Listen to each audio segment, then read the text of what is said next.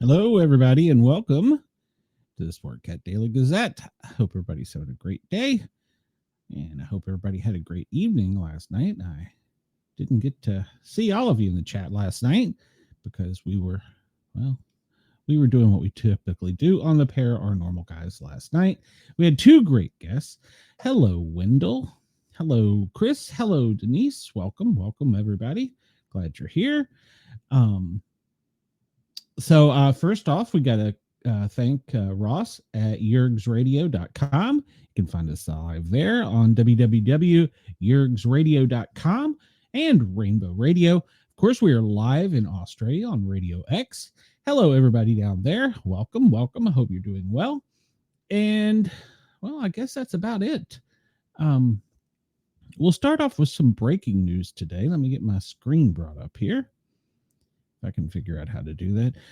If there's any days you want to send me a Mountain Dew, today would be the day. The links are in the comments. Please send me a Mountain Dew. I need the caffeine today.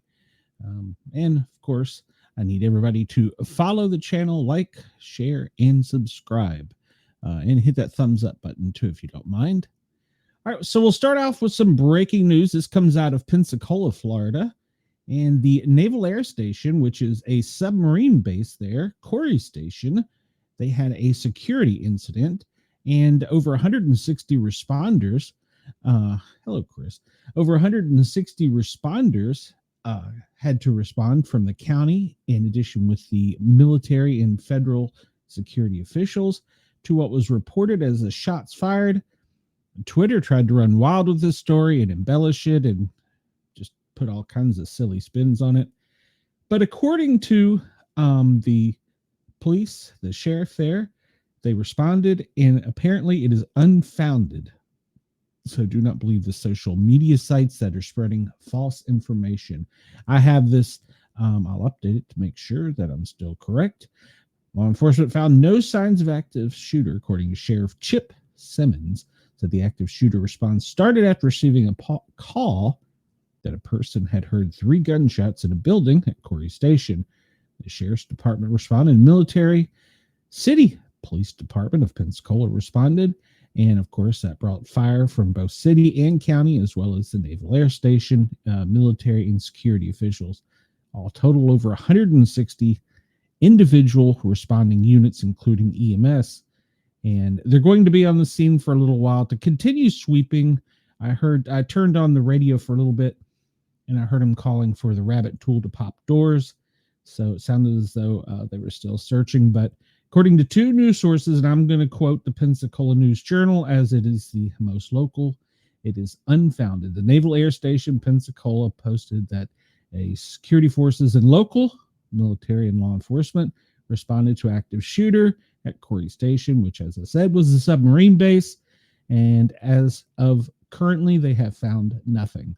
So they were standing down. In fact, they were returning agents, and they had released the 2 helicopters, medical air helicopters that were en route. So it sounds as though there were no injuries, nothing found as of yet. But we will continue to check and make sure. But do not believe any of the fake news that Twitter was trying to get stirred up. Goodness gracious, what a mess. The trolls are active. All right, so we will start with our normal stuff. I got a lot of stuff to cover today. Even though I got like 4 hours sleep, I got a bunch of stories for us to cover if I can not break my mouse. So we'll start with what we normally do, which is the daily operations briefing. And this is similar to what is provided to the president every morning. Of course, ours that I share is not top secret, classified, and would not damage anyone if they knew it. Well, maybe if you were worried about weather. All right, so currently they are monitoring severe weather, which is going to be located in the southeast to the mid-Atlantic. And if we remember correctly from yesterday, that's all pushing off the coast. We are still worried about critical fire weather, which is going to be in the southwest and the southern plains. Yes. The Twitter trolls. Hello, Casey. Come over to the YouTube channel and give us a like, thumbs up, and all that good stuff. yeah, the fire danger is going to be increasing throughout the South, especially last night with the winds. It dried out what little bit of precipitation we got. What does he say? You will start to feel so much better when we get to the wind map. Yes, yes, yes, we will. The wind map is all of our favorites. I almost forgot to bring it up. They're also monitoring heavy snow in the western U.S. We talked about that being over the Cascades. It's probably moving towards the Rockies. All right, so this is the final line of thunderstorms that are going to sweep through the country in the next 24 hours. And like it was isolated all off of the East Coast, and hopefully most of it's pushed out yesterday, but there's some still significant damage. But so far, D.C., Maryland, Virginia, Pennsylvania, West Virginia, D.C., Delaware, Maryland, and Pennsylvania are all operating at normal conditions. The Virginia Emergency Operations Center is monitoring, but it's more worried about winter weather. West Virginia is at full activation due to the previous incidents and the winter storms approaching. And Region 4, Alabama and Florida, Kentucky, North Carolina, South Carolina, Tennessee are either at partial or full activation depending on the weather and the flooding. So keep an eye on that. FEMA is there. Yes, bestie. Okay, so we'll get right into the weather. We know I'm becoming a weather nerd. Thank you, Chris. In the national forecast, we see that Alberta Clipper is now going to skirt Wisconsin, Michigan. It's finally going to do its damage over the Appalachian Mountains, extending from Tennessee all the way up through the Maine area. And it's going to put light snow in the Tennessee, West Virginia, and Pennsylvania regions with mixed precipitation, changing later tonight to heavier precipitation in New York, Vermont, New Hampshire, and Maine, with some significant rain on the coastline of Boston up there, and probably upper New York City, that is. Tomorrow, this front is going to continue. I had to put on a long sleeve shirt. It's cold out there. Currently, it's 49 in Atlanta. Geez, we were 80 just the other day. Tomorrow, the cold front's going to continue to push downward, and we're going to see the snow extend more across the middle of the country, reaching over to the East Coast. And then Saturday, it's going to push down, but it's not going to be cold enough in the south for snow. We're just going to get rain. However, parts of Texas and Arizona will get some snow, along with Virginia, Tennessee, West Virginia, that little area there. So that is the national forecast. Is Shay going to do the wind effect? I messaged her and wanted to see if she wanted to come on, but we know she works nights, so she may have been asleep. So I doubt she will do it. And maybe Chris can talk Casey into do it. Snowfall forecast for the country today. You can look there and see pretty much over the Rocky Mountains extending east is where the significant, down into Salt Lake, Denver, Albuquerque, and all of the higher elevations in Nevada, Arizona, New Mexico are going to see anywhere from 6 to 12 inches, with the smallest, most insignificant area being around Chicago, and it'll pick up again with a little bit more with the lake effect snow pushing into Boston, Vermont, New Hampshire, and off the Maine coast there. And of course, the Appalachians are going to pick up some more significant snow.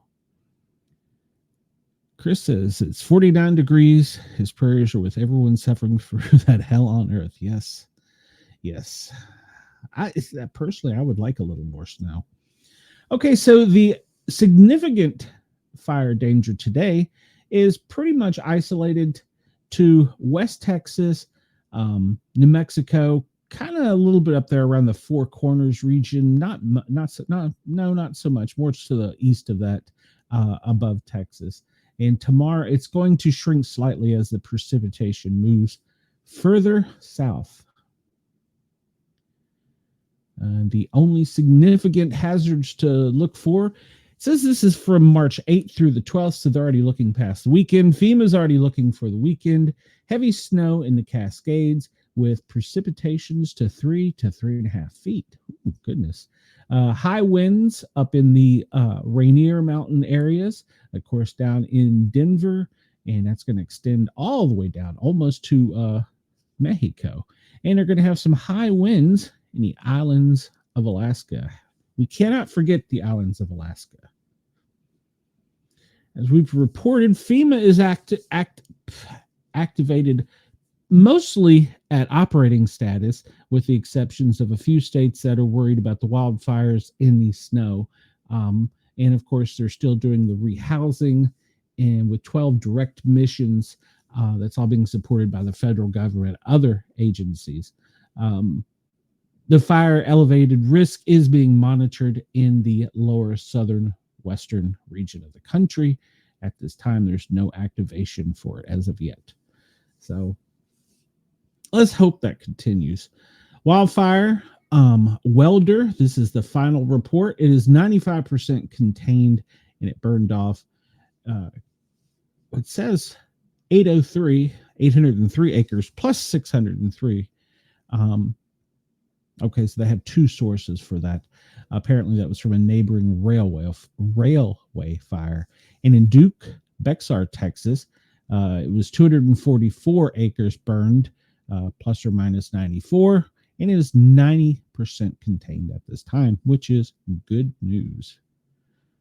We see no brand new damage assessments from FEMA, no new declaration requests, which is always good news.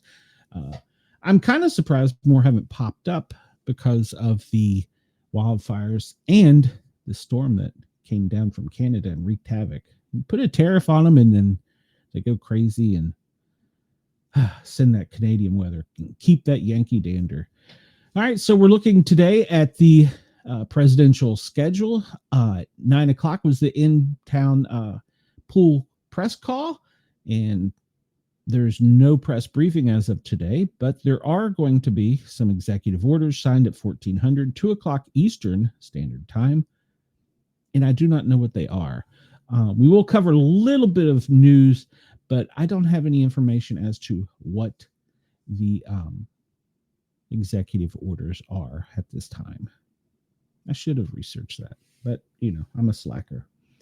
All right, so I'm using the GEMA, the Georgia Emergency Management Agency app or map, and it's showing us right now in the United States. We can see the storm is pretty much gone on the East Coast, maybe a little bit hanging along there in Norfolk, Chesapeake, maybe the Delmarva region, but not much. There are going to be more gale warnings for the wind. If you look up further to the north, we're going to see that Maine, it is pushing out, and it will be going out over Nova Scotia later today, but the gale and wind warnings are still in effect. We'll take a look at the wind here in just a minute. There was a new earthquake to report. I will have that here in a bit, but it was in Chile, so it will not affect us here in the United States. We can see all the winter warnings and everything through the west part of the country. Ooh, make myself dizzy. And of course, we can see all the red flag warnings pretty much, like I said, it's almost from the four corners down to the border. But everybody should be weather observant for fire with the high winds we've had. And I see this just popped up. This wasn't in the briefing. Florida has now got red flag warnings for central Florida due to the low humidity. And of course, they also have some rip currents in small gale forecast for the winds. All right. Let's go down and check out our friends down under. We'll see the Cyclone Alfred is still sitting there off of the coast of Brisbane. It is starting to lash it a little more severely. So we can expect. I tried to look up power outages in Australia, and they do not have one designated site like we do here in the country. So it's kind of hard to chase down where the different outages were by I guess they're different agencies or municipalities. But they were experiencing some power outages in the area. The high wind is still circulating off of Brisbane, with the eye still has not made it to shore yet. I don't understand that. That storm was moving at a pretty breakneck speed, but then it decided to slow down. They did have okay, that's old news. We won't even bother with that. Yeah, it had been moving so well, and then I guess well isn't the right word, but it had been moving so much, and then it just kind of stopped. So yeah, it is kind of stationary and slow moving. All right, and here is the beloved wind map, and we see here in the U.S. that trough is now off of the coast and has met up with that other front, and will be pushing the cold air back up north over Maine, Nova Scotia, and hopefully it won't bring too much snow, but you can see it's pulling off of the lakes, so you're going to have some lake effect snow pretty much from the mid-Atlantic all the way over through the northeast up into Maine, so there will be some lake effect snow. There's another small low trough developing down, coming off of the Pacific, going over Mexico, coming up and circling around just under Denver, and it's creating a little circulation there. It's tapping a little bit of Gulf moisture. That'll be the one that moves across the country, but it's got less moisture, so it's drying out the air, causing the fire elevation. And you can see on the Pacific, it's pretty much skirting the coastline there. So that's what's causing the gale force winds, and not much is coming ashore until it gets down in that little low that's meeting up and pulling off the Pacific and meeting the one over the Gulf there. So, yeah. Up in up in Alaska. Let me hit the caffeine again. Chris says he told Casey about the wind map, so we may have another one on board. Well, it's a great map. We can see that the wind is pretty high off of the islands of Alaska at this time. And, Russia's so close you could almost see it. The wind is rushing down from the Antarctic, and it's what is meeting up there to the southern area of Alaska off the islands. Let's go down and visit our friends down under and see what we got here going on with Alfred. It's picked up a little bit of intensity, though, it looks like, with the wind. It still looks like it's a nasty little bugger sitting there spinning in a counterclockwise direction right off the coast of Brisbane, and it just keeps tapping that air and sitting there. And it looks like it really does look, I don't know, Chris, what do you think? It looks like it's intensified in wind speed. So, yeah, our friends down under, they have that to contend with for the next little bit. Casey's asking the wind map time. This is current information as provided by the weather services and matched with AI. Yes, it does look ominous. It has actually, I need to pull up the actual wind speed. Yeah, that's a pretty nasty little storm, and it's just sitting there hammering the coastline. Yeah, you can see even on the wind map, you can see the intensity of the storms pushing through. So yeah, that does. When you think of a cyclone, that is definitely what you think of. Goodness gracious. I hope everybody in Australia stays safe. The good news is, if there is any good news, once this pushes ashore, it's going to take a left, and due to the train, it should dissipate. Casey says she has so many branches in her yard from yesterday. Yeah, it was quite windy in the mid-Atlantic up into the Chicago. It's Windy City, right? So, yeah, that's the down under map. And one thing I've always found interesting, and I'll bring it back over here to us, but we often hear of dust storms coming from across the other continent, usually out of Africa. And this map really brings that. Of course, that'll shift more into the summertime, but you can see how it'll bring it off of the coast of Atlanta and pull it right up into our jet stream. Atlantic, not Atlanta. Atlantic, not Atlanta. But yes, that is the wind map, our favorite map of all. That is probably, out of all the news we report, the most peaceful, if you can. And Chris says it does look like an extraordinary amount of intensification for being centered so close to the coastline. Yes, agreed. It really is. I mean, even looking at all the other lows and highs across the continents, I don't see anything that looks like it could be nearly matching that. I wonder they do their category rating much different than ours. In fact, I don't know if they give it a number, but I'm wondering if by our measurements, if that wouldn't be a 5. I mean, that's pretty intense. And unfortunately, it does look like there might be another one down here behind it. That's probably going to get sucked into that same stream. Ugh. Yeah. I'm sorry, Australia. All right, the most recent weather warnings. We have in New Mexico, wind, and well, it's pretty much New Mexico. Georgia, frost. Yes, frost in Georgia. It's going to affect all the way down into greater metropolitan Atlanta. Maryland's testing again. I think Andy just gets bored and hits buttons. I'm going with that. Gale warnings off of the coast of Florida. We see down there, and off of the coast of Georgia, Savannah, Jacksonville, all the way down in that area. And small craft advisory, that's going to be down in between. That's pretty much what we were talking about. It's a good. It just hit me thinking about that gale warning, Chris. It's a good thing they did rescue the guy that was deciding to kayak from San Diego to Queensland, because if he'd been caught in that, he'd have never been found. Let's see. 49 minutes left on a special weather statement down off of the Alaskan islands.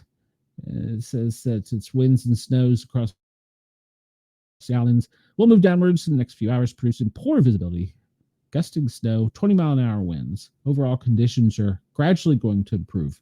That one's only got about an hour left. New Mexico, we were talking about dust.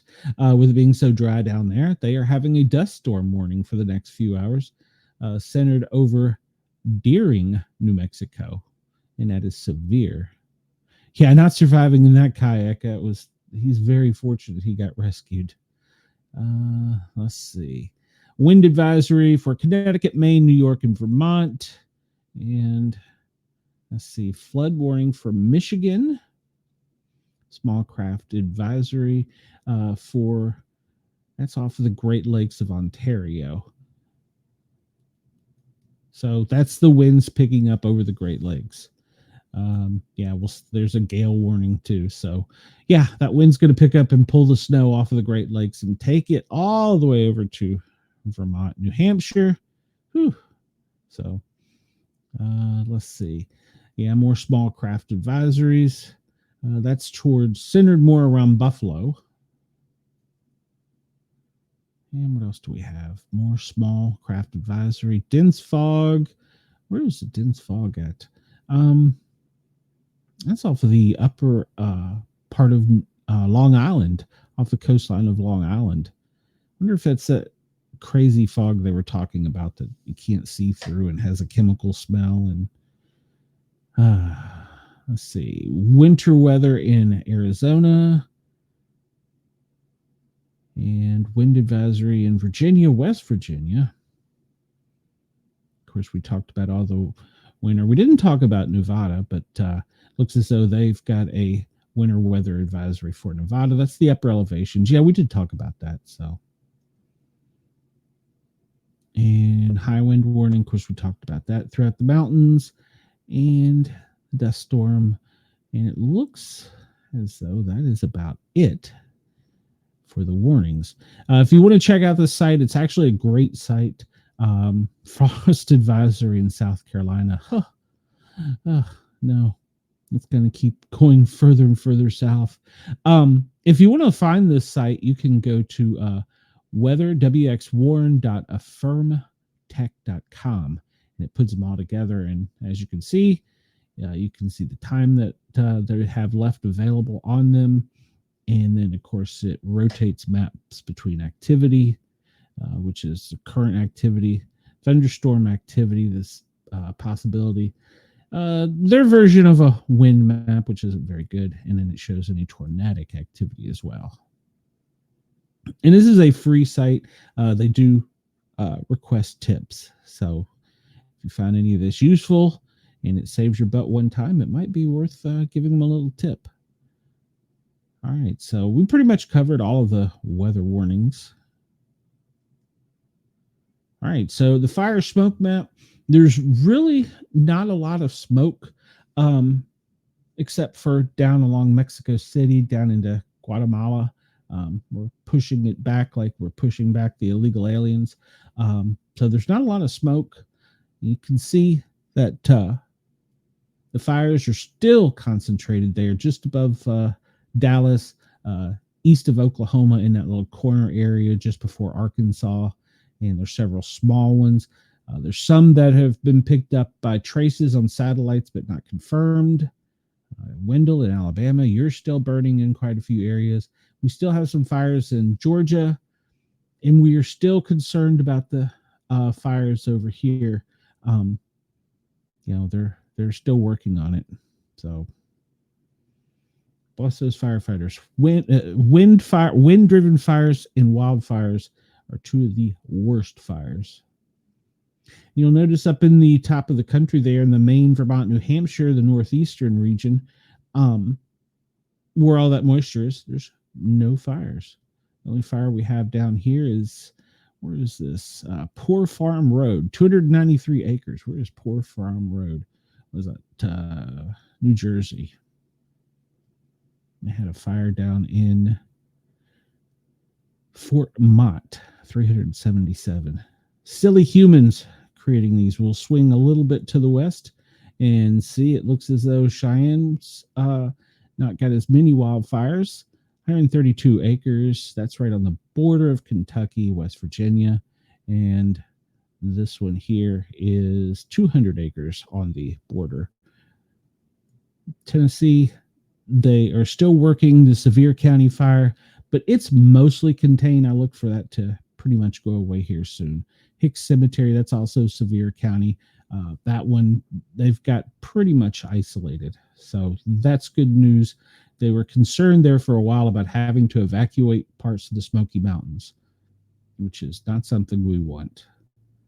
Through the Great Plains, there's very few fires up in that region.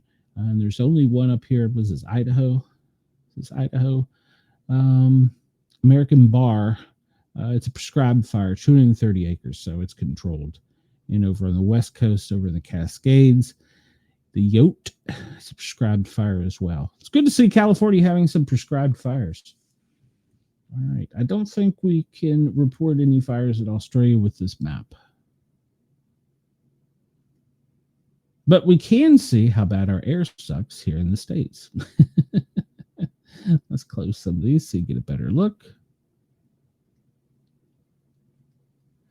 And we can see that really with the winds, pretty much the center of the country over to the east have cleared up the air quality. So the air quality is not quite so bad. It's a little bit down in the areas where they were worried about the fire in Florida, down in Miami. It's kind of odd. They usually don't have much concern.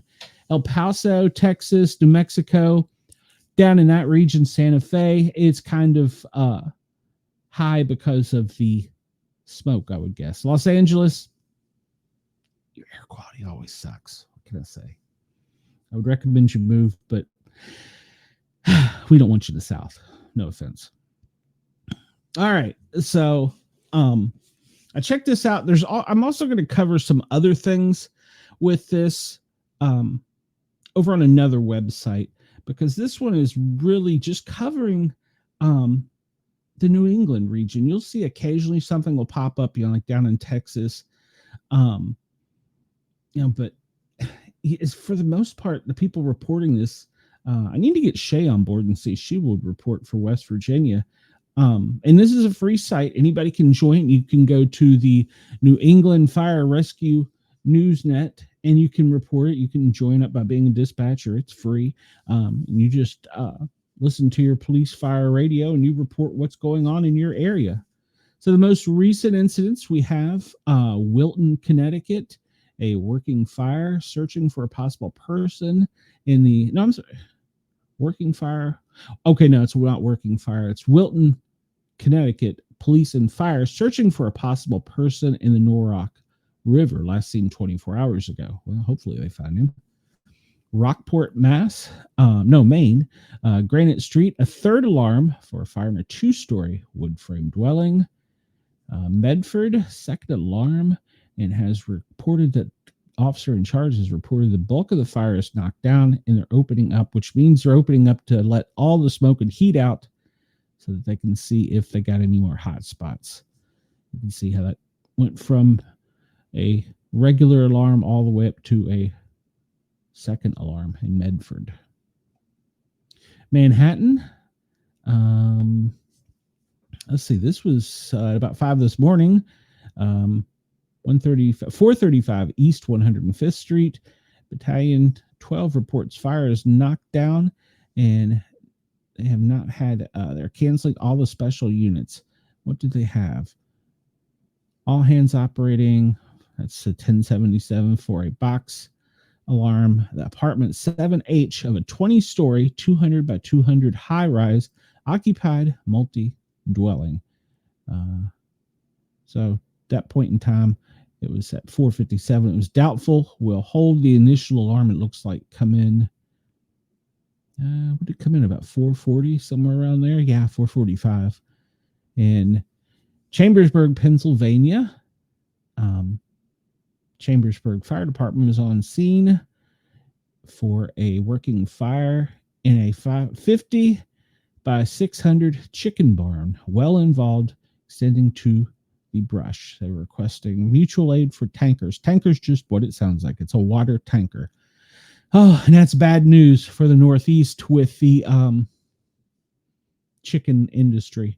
If another, like, sometimes I wonder if some of this isn't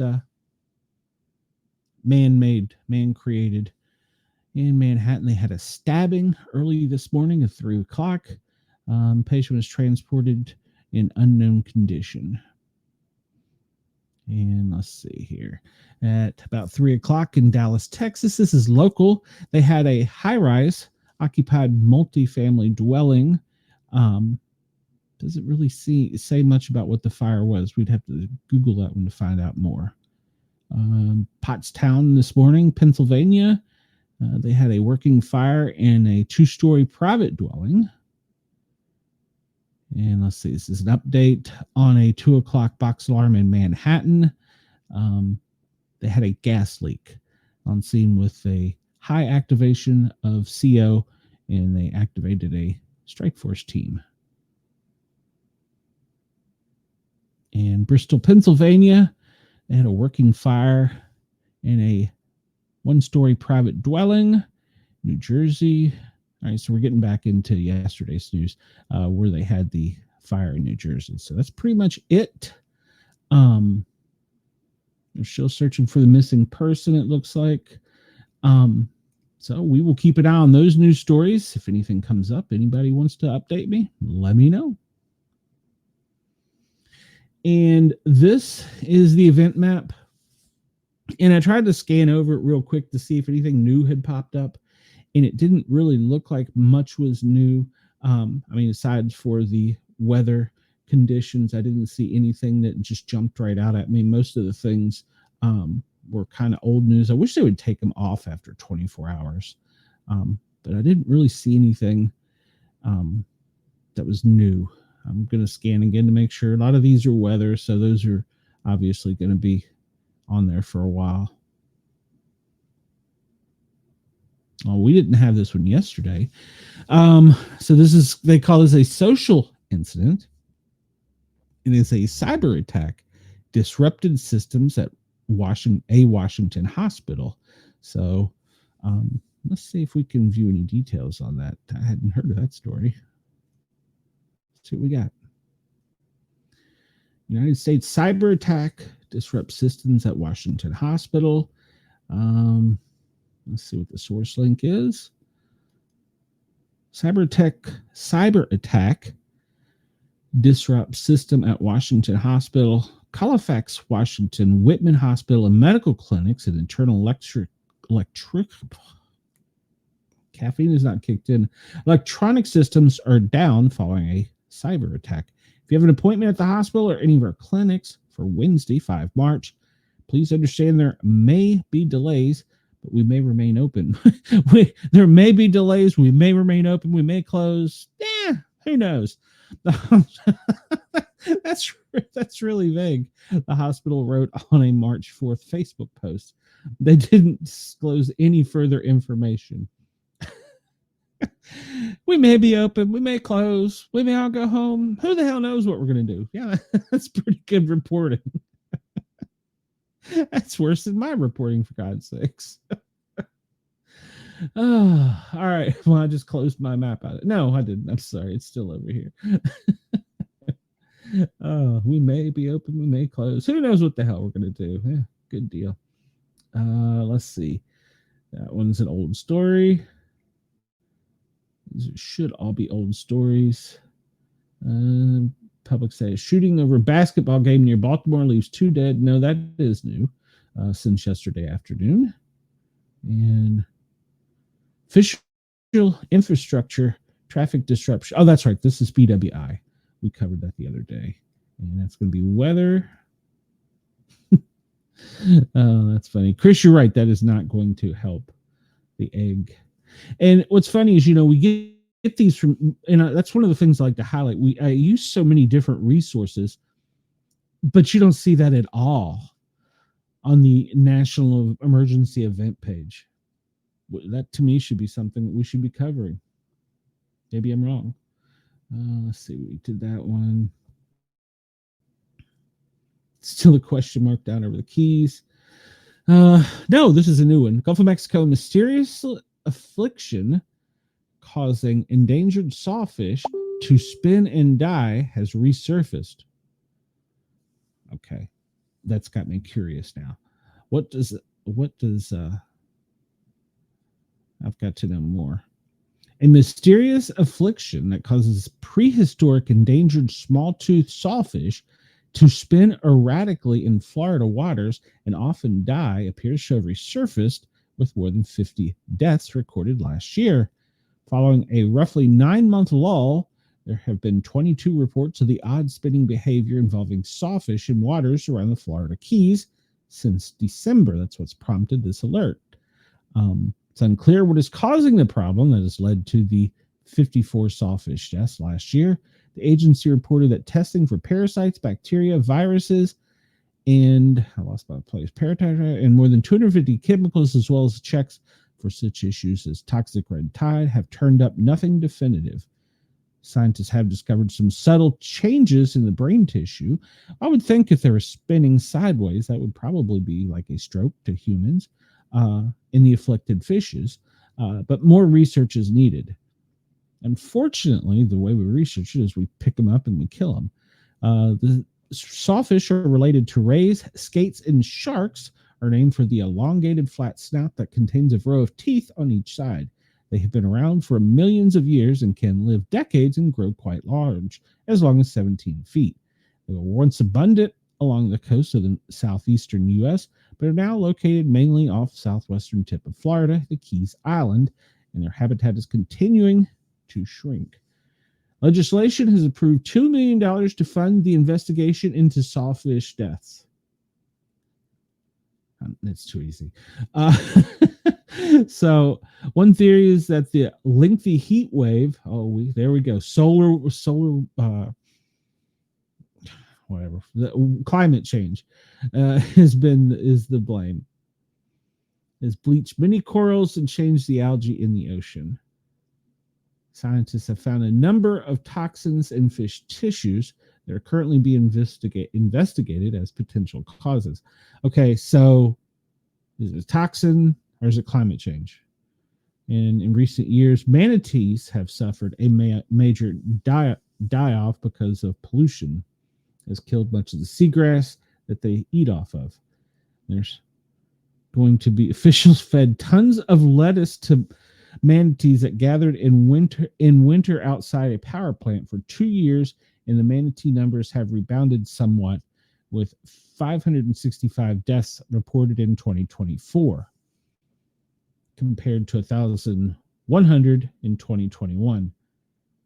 Now, I kind of have a problem with that. This is just my own 2 cents on that.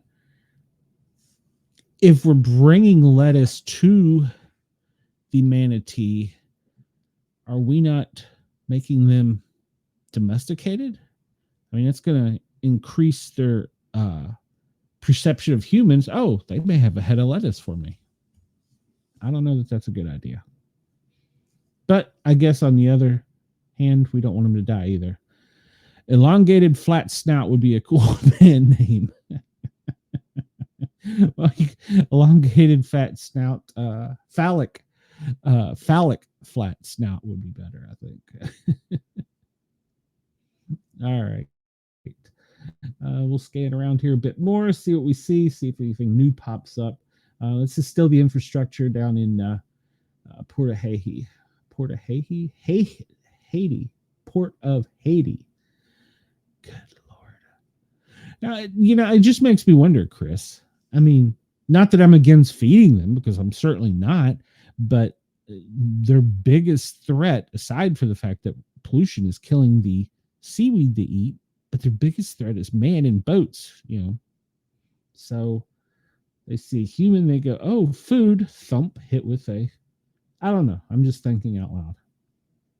I'm not that bright, but I mean, I'm certainly not opposed to feeding them that lettuce. I mean, I'm sure there's probably grocery store chains that have it that's probably going out of date that would be glad to donate it rather than have it bought by the federal government. But I don't know. Exactly, Chris. Isn't that why don't feed the bears? Yeah, you don't feed Smokey. So I don't know. I'm just thinking out loud. I mean, not that I want the manatee to go away, but maybe we could somehow figure out. Well, no, this is also probably there was a great debacle on the Potomac River back when I was a child. They had a toxic chemical that was in the water, so they introduced a seaweed that would kill the toxin. Seaweed did great in the Potomac River, flourished. I'm trying to think of the official name for it. I can't remember now. Well, then suddenly it flourished so much that it was hampering the native species because it was taking up, their space and their oxygen. And so they had to come back and introduce a fish that would eat the seaweed. And you couldn't catch those fish. So it's like you add one thing and you got 10 other story about. Let's zoom out. We'll go down under, take a quick look around. A little story.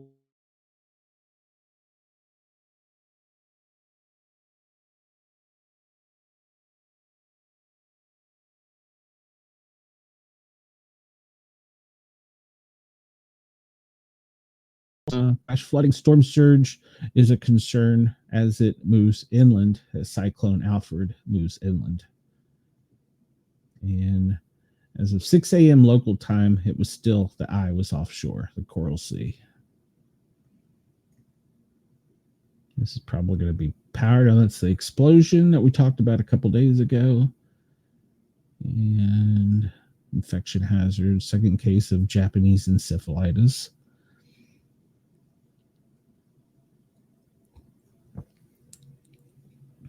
All right. I'm slow moving. I don't remember seeing this one the other day. What the heck is this? Ecological disaster. Proliferation of animal pests. The first coconut rhinoceros beetles have been found outside Wacky area on the Big Island. Okay. You've got me curious. We're going to look at this for Hawaii. The first coconut rhinoceros beetles have been found on the Big Island, off of the Big Island. No, on the Big Island. A live adult coconut rhinoceros beetle. What does a coconut rhinoceros beetle look like? I'm just going to go down a rabbit hole for a minute here. So let's Let's see what. Well, I mean that's a pretty damn big bug. Yeah, yeah, that's a good lord. Does that thing bite? Wow, that is a big bug. So let's find out here. It's an invasive species that they found since 2017. Beetles discovered at Natural Energy Laboratory, Hawaii Authority.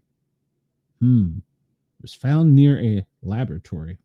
The beetle larvae were first discovered in 2023 on the Big Island, with several subsequent captures of adult beetles, but no since detection of the larvae. The total number of adults is now 7. I don't know that puts a crisis, but I guess it could. It is unclear if the beetle are connected to the population, are new introductions via host material from shipments from Oahu. So I guess that's always possible. Came over on shipments. Adult beetles lay eggs in decomposing plant material and often found in mulch in the soil. They develop within months and emerge as adults and feed on the growing sphere of palms. Coconut rhinoceros beetles have been known to attack challah and banana. Coconut rhinoceros beetles found should be reported immediately. Yeah, I would, to the local agencies. Big Island residents, especially those of Waikoloa areas, are even greater western Hawaiian regions, should carefully check any purchases of mulch or soil, particularly local brands purchased in Oahu, for the presence of adult coconut rhinoceros beetles or their larvae. And adult beetles can easily puncture plastic wrapping and lay eggs inside, allowing for the development of larvae during and shipment. Now, see, that's just hey Ken, welcome. Ken, did you see this bug that is now over in Hawaii, the Big Island? Good lord, look at the size of that thing. It's a good thing it didn't bite anybody. But that's interesting. That shows evolution. So what they're doing is they are finding Home Depots, Lowe's, wherever, and they're going and they're puncturing and laying their eggs. That's evolution, folks. That's evolution. They've learned to adapt with us. So interesting. But if I woke up and that bug was on me, I would probably shit myself. Let's just be honest. It is exactly as described. It is a very large beetle with a horn. So it is. It's a coconut. I assume coconut because of what it eats. Rhinoceros because of its horn, and a beetle because of its species. Yeah, I would shit myself if that was if I woke up and that was near me. So yeah. Let's see what else we have here. Enormous lava geysers once again erupt. I saw that in one of the news flashes that they're having some in Kilauea, some lava coming from volcanoes. And it reminds we can skip around down to South America, go the wrong way. And I believe is where the earthquake was. Let's see, should be down around in here. No, that's the storm. No, it's Costa Rica. Storm in Costa Rica, Mexico City. We covered that one. Where is the earthquake? Rainfall in, where is that? Bolivia. Industrial breakdown of energy systems. Massive blackout in Buenos Aires leaves more than 500,000 without power. Ooh, we remember looking yesterday at the weather map. Ooh, that's got to be uncomfortable. Here we go. I think this is it, the earthquake. Is this the earthquake? Chile 5.0. Yes, that is the earthquake that was down in Chile. They've had two, actually, a 4.8 and a 5.0. It looks like further up the coast they had another one. So they've had a total of 4, calling them cluster events in Chile. So, but it did not affect the continental United States. We'll look over here at the bad area where this is just going to be the Russian villages evacuated a fire at a munitions depot. That's old. This whole area is a mess. I really wish we could get this war stopped. it would be so much better for the world. Serial demonstrations in Cyprus, 10,000 protesters. That's new. I hadn't heard of that. We'll get down here. Social incident, Palestinian militias have launched a... Oh, that's old. What? See, that's so... Oh, there's 140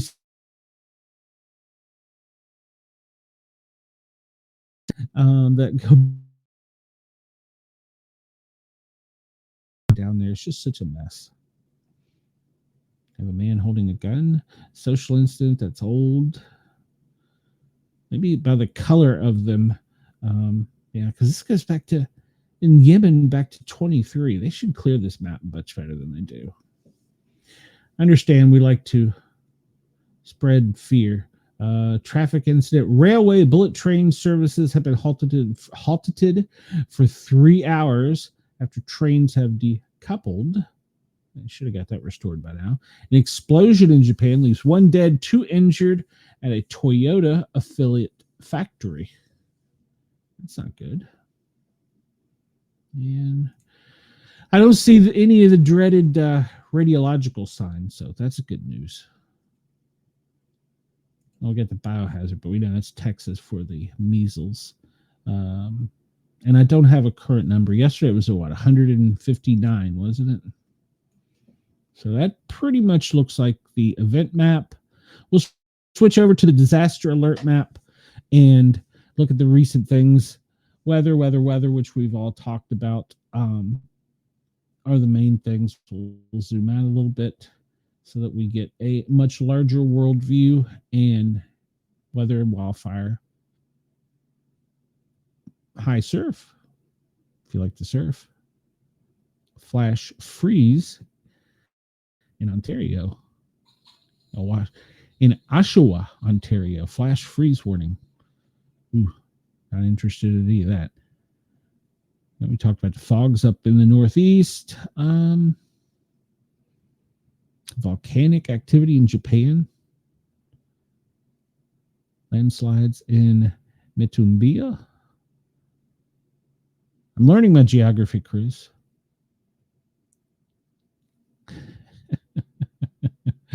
Yes, I am sorry. I wasn't talking about YouTube spreading fear. So there was actually, I don't know if anybody caught this yesterday, but yesterday after the show in post-production, I go and change the notes and whatever, and any hashtags or just whatever it might be. They had put a hold on my video, and for like 2 hours, I couldn't access my own video, but they released the hold. So I don't know what I said yesterday that made them check me out. I was a bad boy yesterday. I don't know. Let's see. Australia, yeah, we know it's horrible. We need that to just go away. All right, we're going to look at, as we finish out some of this, 10,000 are still without power down in Texas. And if we pull up Texas to see where the main portions are, it's going to be in Edwards County, on the tip there at the Red River, sort of central Texas, in Eastland, down at the border in San Patricio, and at the other border, Newton County and Shelby County. So those are 10,000 people without power in Texas. Now, I wish I could get that information for the world, but it doesn't allow that. Yeah, it's just regions. Yeah, no, I'm going to the whole thing.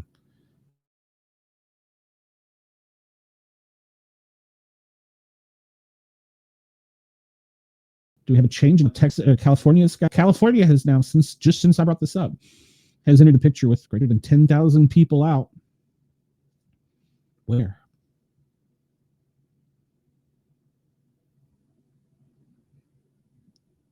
That's interesting. It says that there's greater than 10,000 Pacific Gas and Electric.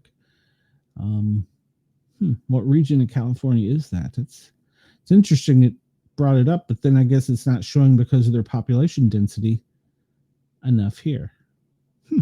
Interesting. Well, in the state of California, there's currently 12,230 people without power. Whereas in Texas, there's 17,789. All right, let's see what else we bring up here. Yes. From U.S. News, 10 Democrats have joined with Republicans to censure Al Green for the Trump speech protests. This is from CNN.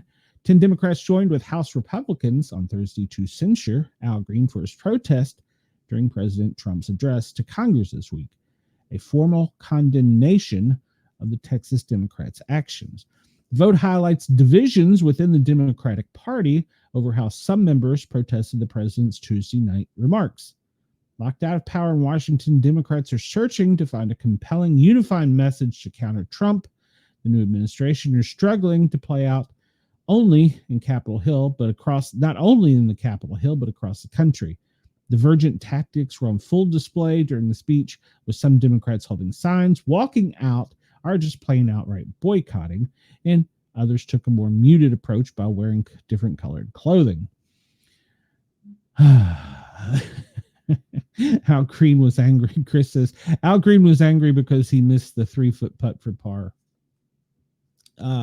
House Democratic leadership had urged members prior to this not to mount high-profile protests and show restraint. Remember, they also released a video talking about how bad Orange Man was with the same speech. And they just all ironically had the same little microphone with the same scripted speech. It's a Christmas miracle.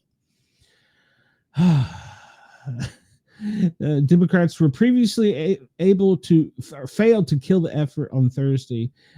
10 Democrats who voted with the Republicans to censure Green are Amy Barra of California, Ed Case of Hawaii, Jim Costa of California, Laura Gillen of New York, Jen Himes of Connecticut, Chrissy Haluhan of Pennsylvania, Marcy Kaptur of Ohio, Jared Mosquites of Florida, Maria Gluskamp Perez of Washington, and Tom Suzuki of New York. 3 other Democrats, which were Suzuki, Gluskamp, Perez, Trump won those districts. Green did dispute this Tuesday night. He prompted House Speaker to remove him then. This is talking about when he was there. And then I think I have a final vote count here. Let me see if I can bring that up. Yes, this is according to C-SPAN. Get over there. Wake up. There we go. So we have a total vote. Republicans all in agreement with 214, joined by the 10 Democrats. 198 were nay, 2 present, for a total of 224 to 198, with 2 voting present, and there was 8 no votes. There's 4 Republican and 4 Democrat no votes. So what does this mean in the bigger picture? Nothing. Why is it not showing that on the screen? It's supposed to be showing it on the screen. There we go. So what does this mean in the bigger picture? Nothing. Are they really going to do anything to him? You're a bad man. That's going to be the extent of it. I don't think the speaker has any more power than that, other than just to a formal letter of condemnation. It's a shame. I heard a news story this morning talking about how a portion of the Democrat Party was going to split off, the Socialist Democrats, and they were going to change their name and start supporting Republicans as Socialist Democrats. I'm not quite sure how that's going to play out. In other words, what they're going to do is they're going to split off, form their own thing, put their own candidate up, whether it be a Democrat or a Republican, to compete with the Democrat and Republican in those districts. We'll see how that plays out and what that does for the bigger picture. But I don't like the word socialist in it. So also heard that Trump has lifted the tariff on Mexico this morning until he meets with the Mexican president. He talked to the Canadian Prime Minister again, and he cited numbers of fentanyl cases and how that with all that we've done down at the southern border, it is worse, and the Mexican cartels have now invaded their areas and their government, and that's why he expects more help. Let's see. In what reports call unprecedented direct talks this week, the administration of U.S. President Donald Trump spoke directly with Hamas about Gaza and the ceasefire with Israel. Following the talks, Trump issued what he said was a last warning to release all hostages, a demand Hamas leaders have rejected. So we'll follow that.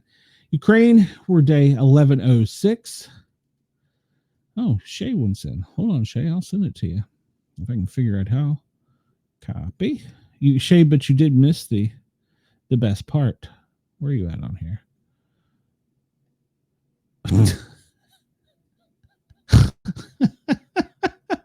I just read a comment by Warren. That scares me.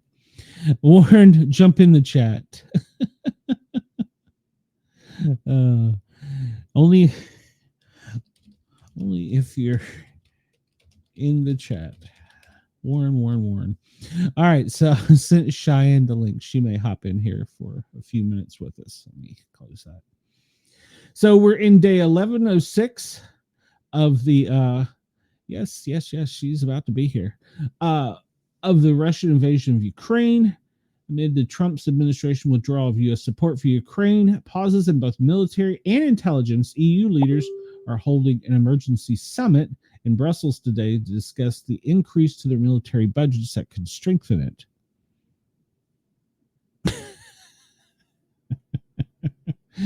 Well, no, there was no real rant today, Cheyenne. There really wasn't.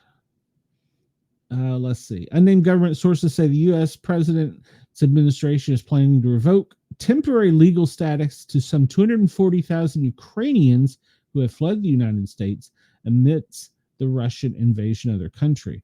Now, that's from a Reuters citation. I would think that their president would be all for that because that would give him more fighters for him. Am I wrong? Trump said yesterday that he is lifting... he spoke with executives with Ford, Motors, GM, and Stellantis, and he would exempt automobiles coming from U.S. from the newly imposed tariff. He also, he didn't really go, this doesn't go into it, but hello, Shay, okay. They're also going to not tariff parts coming in. So whether it's a complete car or parts, they're not going to tariff, at least for a little while. The U.S. Veterans Administration is about to face some almost 400,000 employee job cuts. The VA Secretary Doug Collins says layoff would not mean any cuts to benefits. I need to read up on this because I got in my email a warning from the CDC as a paramedic about a pandemic. Let's see if I can find that real quick. Another one? No, it's just for the same thing on the measles case that they sent out. Let's see here. Now they're saying there are 164 different cases that are in 9 jurisdictions: Alaska, California, Georgia. That's why I got the alert. Kentucky, New Jersey, New Mexico, New York City, Rhode Island, and Texas. So yeah. Average age under 55. 34%, 5 to 19 years, 48% with a total of 79, greater than 20, 29, vaccination status, unvaccinated or unknown status, 95%. And is currently representing 20% of U.S. hospitalization. Please check children under the age of 5 up to age 19. Okay. There's only been one confirmed death, so that one death they were trying to push out of New York City did not occur here. Let's see. The Department of Justice, the Senate voted 52-46 to confirm the appointment of Todd Blanche, the former criminal defense, to the Deputy U.S. Attorney General. Now we're getting down to the deputies and the lower people that we don't really know about. Let's see. Utah voted yesterday to make their state the first in the U.S. to pass legislation requiring app stores, such as those from Apple and Google, to verify users' ages and obtain parental consent from minors to download apps. Governor Spencer Cox has not explicitly said if he will sign the measure, but reports note that he supported an earlier law. Currently, it has been blocked by court rulings that require the age verification. All right. So we talked about foreign when they talked about foreign aid. That was a big topic the other day.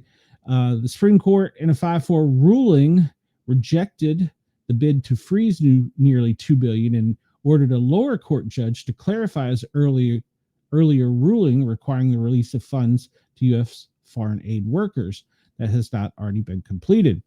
Okay, so the big deal on that one is the judge that ruled it, they're saying that he didn't have the authority and he needed to clarify what his ruling was.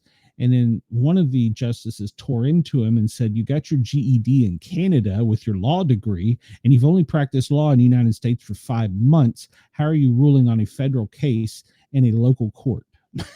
So one of the Supreme Court justices really ripped into him. I'm here for that. So, well, I mean, there's a legal system for a reason, and a lower court cannot rule on a federal issue. So, a new report marking 30 years since the Beijing Declaration of Women's Rights and ahead of Saturday's International Women's Day, the United Nations agency focused on women's rights and gender equality, saying nearly 1/4 of the governments worldwide reported a backlash to women's rights over the past year. The report notes that globally, a woman or girl is killed every 10 minutes by a partner or family member, and that cases of conflict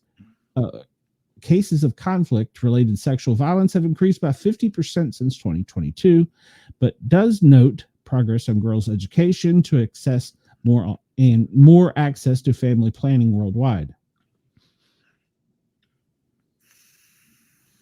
That's good. French president is in a speech yesterday is open to extending protection of its nuclear arsenal to Europe. So what that means is he's putting a bullseye for Russia on his country. Of course, that would invoke Article 5, which would start World War III. And all right, so South Korea, I saw this earlier. 2 South Korean fighter jets accidentally dropped multiple bombs on a civilian area of the city of Pocheon today during a joint live fire exercise with U.S. military, injuring at least 15. Military officials have suspended all live fire drills across South Korea pending an investigation. They bombed their own people. Whoops. Oopsie. Whoopsie. Yeah. Sorry. Didn't mean to drop that there. Let's see. Just scan through here to see if there's anything really great. But Denmark is ending the delivery of letters. At the end of 2025, citing a 90% decline in letter volume since the start of the century and the rise of digital mail service.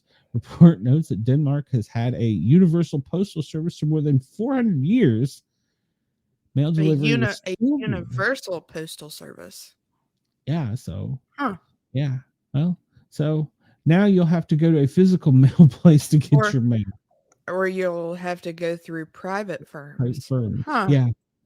Yeah, like Waste Management, instead of picking up the trash, take it out. I guess That's I interesting. wonder if their country has anything like ours does, like junk mail. You know, where every week you get coupons and stuff in the mail that you don't necessarily need. I would think so. That's the only thing that keeps our postal service afloat.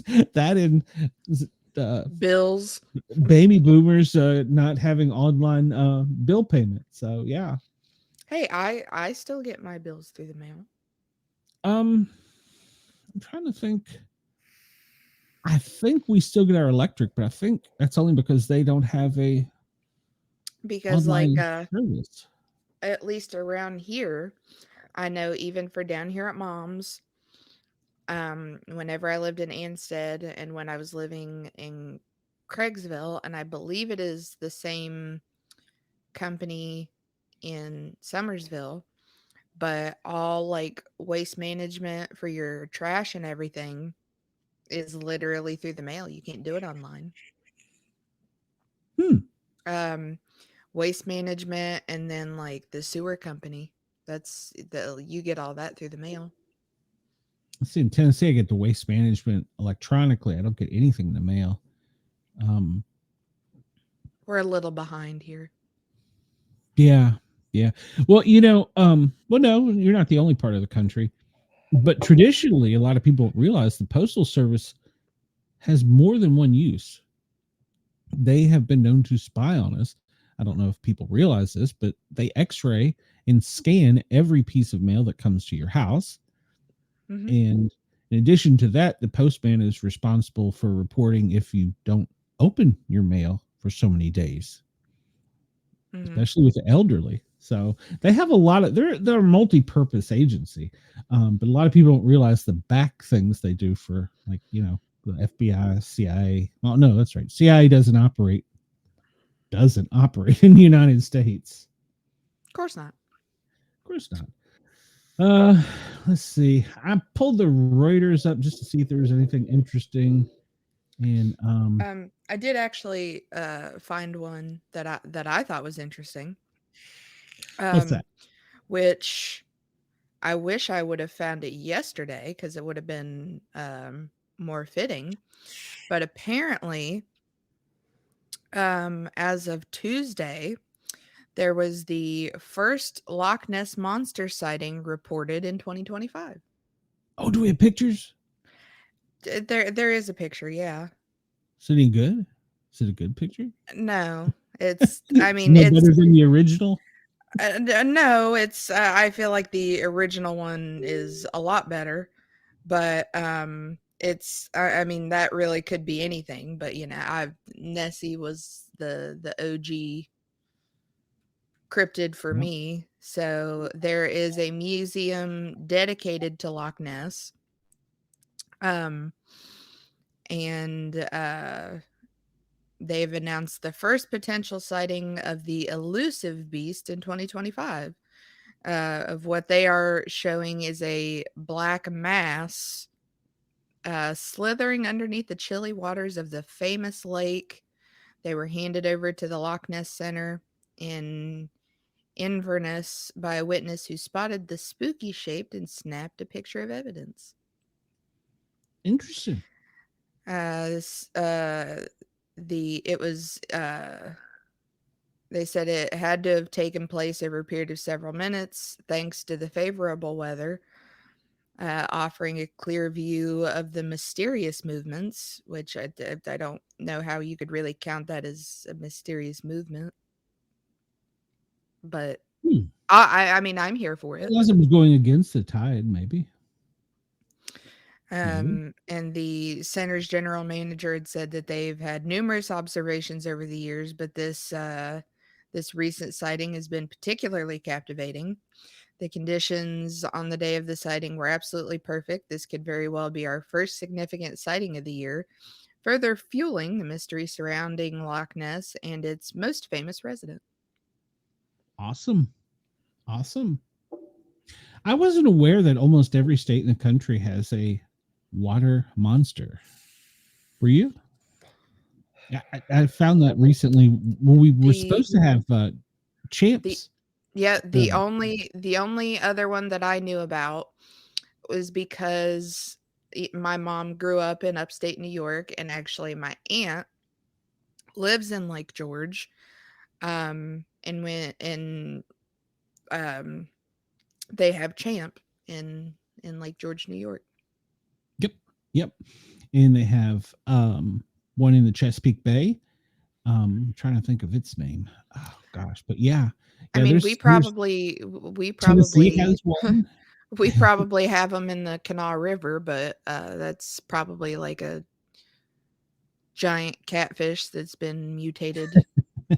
So we always joked because whenever I was a kid, and when um my mom and stepdad first met, he had a boat, and we would go out tubing on the river, and um we would take my friends and we'd go swimming, and when we'd come back to the dock, we'd be like, all right, well, I didn't come back with one more leg or one more arm, so I'm good. Yeah, there used to be down below the dams in Tennessee reports of catfish that were the size of small automobiles. I don't know if they were real or not, but we've uh, we've seen that one. Any body of any body of water is questionable to me, so it wouldn't surprise me. Yeah. KG says cool trivia in a USA Today article. The Loch Ness was first spotted in 564. That's a long time ago. I'm assuming that's 564, as in the year AD. It wouldn't surprise me. No, it wouldn't. I always wondered because I distinctly remember on the History Channel watching a feature on over the weekend whenever I was with my dad, and them like going over the famous photo of what that could have been. Yep. And I always the one that made the most sense to me, it was basically that it could have been a fish that was jumping up and like it curved. Um, but I always found it very interesting of what if there's got to be more than one. Absolutely. I One guess of the kind of like Bigfoot. There can't just be one. yeah, there's got to be more than one. One of the original online web cameras was for the Loch Ness. They Mm-hmm. had cameras along the water, and they encouraged people to watch. I don't know if that's still active or not, but they encouraged people to watch and report anything they saw 24/7. That was back at the very first webcams, so Mm-hmm. I remember that. I would I check it mean out that occasionally. I bet there's still ones out there. Gotta be, gotta be. Let's see. We'll finish it. Trump is going to ban or could possibly do a travel ban on Afghanistan and Pakistan. They'll just call him racist. Let's see. I'm just going to skip over this because there's not a lot. We're not going to get much. Modern slavery cases in Britain reach record high. Interesting. I didn't think that was still a thing. Yeah, I didn't either. Um, in London, number of potential modern slavery victims has rose to a record as of last year. Growing crime that experts say require the government to undertake urgent reforms. 9,125 referrals of potential victims have been Urgent reported. reform. We had reform how long ago for that? Yeah. The crime takes various forms in Britain where men, women, and children can be forced into exploitive work in the drug or sex trade, car washes, nail salons, private homes, and the social care sector. So they can force you to be a paramedic. Now, I know whenever they say in social care sector, um, a previous boss of mine who worked for um a company that helped people like with disabilities and different things like that to like help take care of them. I guess it was kind of like a group home situation. They were honestly very bad about like trying to force you to work. Like her significant other was forced to work some crazy hours because they couldn't keep people because the working conditions were terrible. Oh, yeah. I've been mandatoried for 48-hour shifts, before. So is that what we call slavery? If so, I'm there for it. I think a lot of this is what we call the sex trade, and what we're trying to eliminate down on the borders are the drug and the sex trade. Car washes, people are being forced to work in car washes. Really? You gotta force people to wash Y- cars? yeah, that's a different one. Yeah. So I think they're just calling it a different name so that they don't have to go on to it. But I think that's I don't know. I feel like calling that modern slavery is a bit the stretch. dramatic. Yeah. British nationals were the top nationality, while Albanians were the second, followed by the Vietnamese. Um, 31% of the 6,000 of the referrals were children. Well, I can see that. Wow. Um, yeah, I think they're just changing the wordage. So they don't want to just say they have a sex slave problem. They want to say they have a slave problem. They're just grouping it together. So it sounds nicer. Or does that sound worse? I don't know which, but I would say to make it sound worse purposefully. yeah. Let's see. Accidentally bomb. Do we have video of the accidental bombing?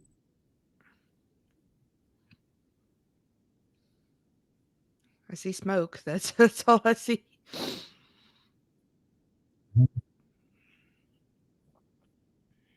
Oh wow.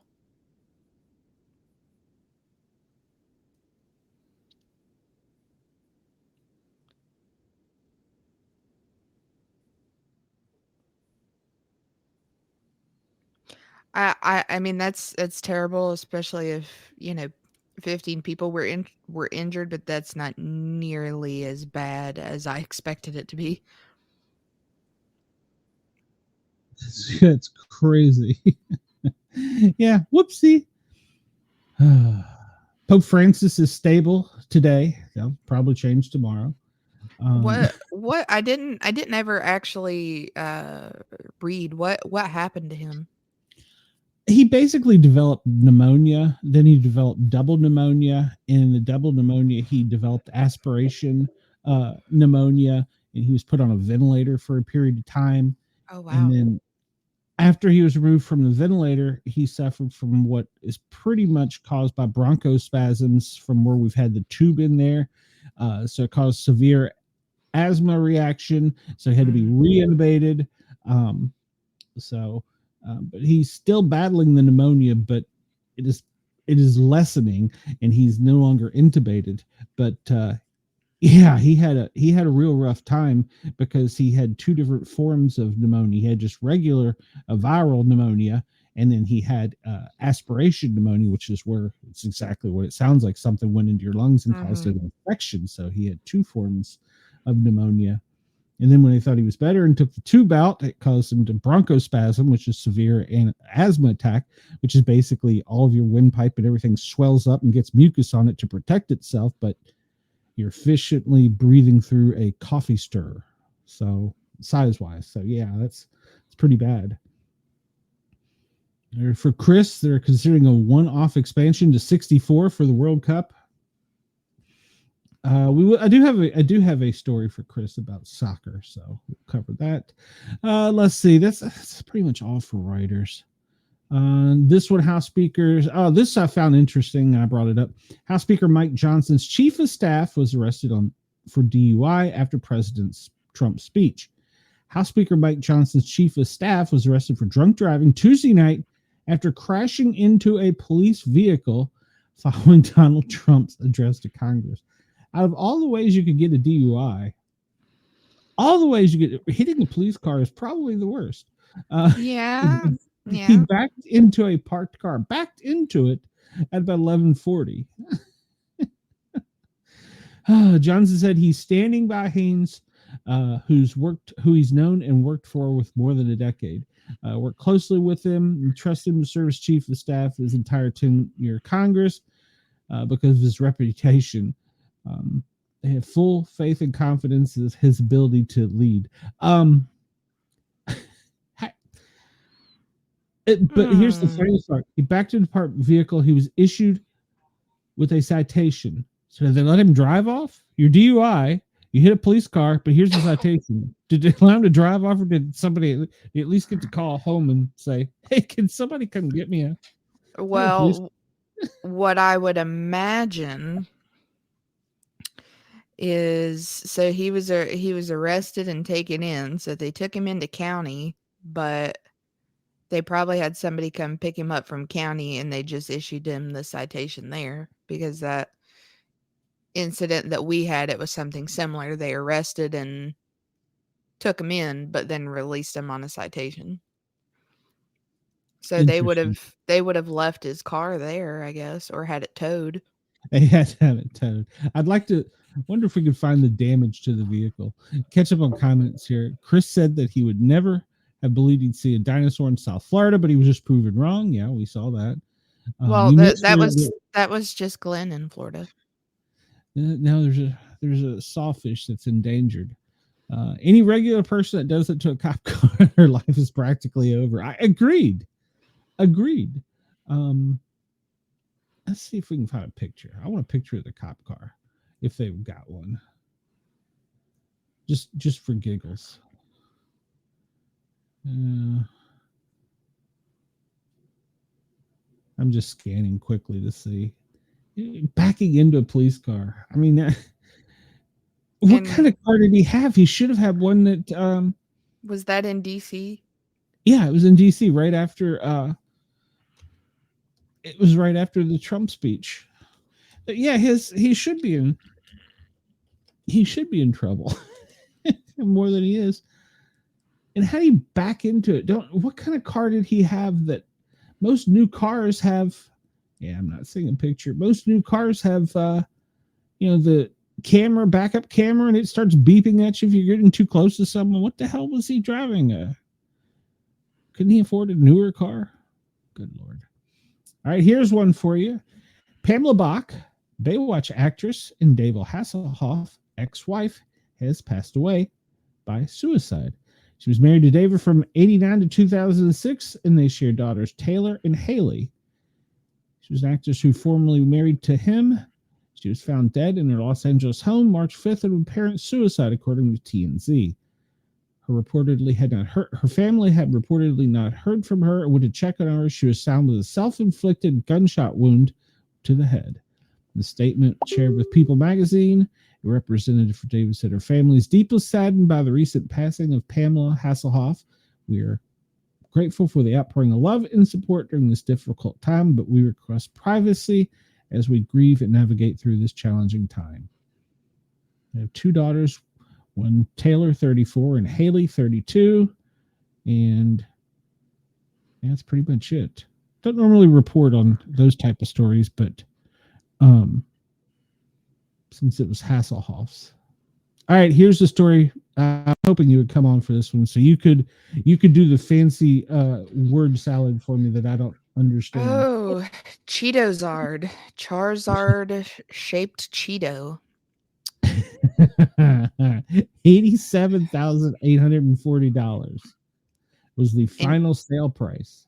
that was a really freaking big nerd that bought that too. Why?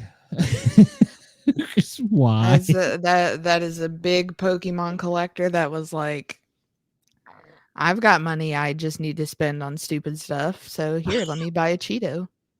But would you? I mean, well, I guess it's full of preservatives. It will probably never shrink or fade or.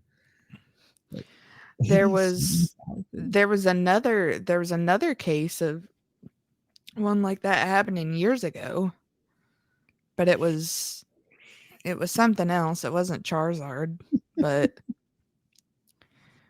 Yes, Chris, a wow. big wealthy nerd. Yep.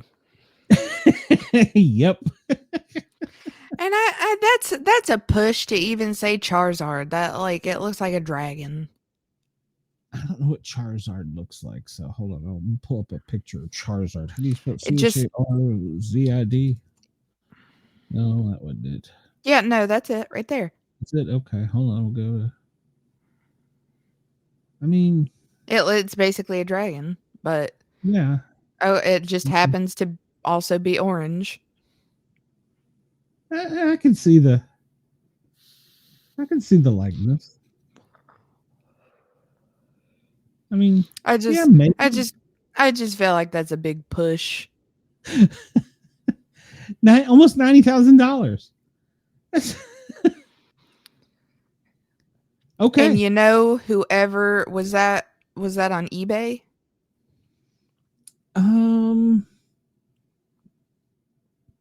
No, it was at an auction. Golden.com. Whoever posted that as almost like a meme and then got almost $90,000. Probably. Now I'm going to be looking for things like that. So not that I eat a whole lot of Cheetos, but wow. Well, you just need to buy some hot Cheetos. Yeah, I mean, I like hot Cheetos. Not that often, but I mean, I guess I could kind of see it, but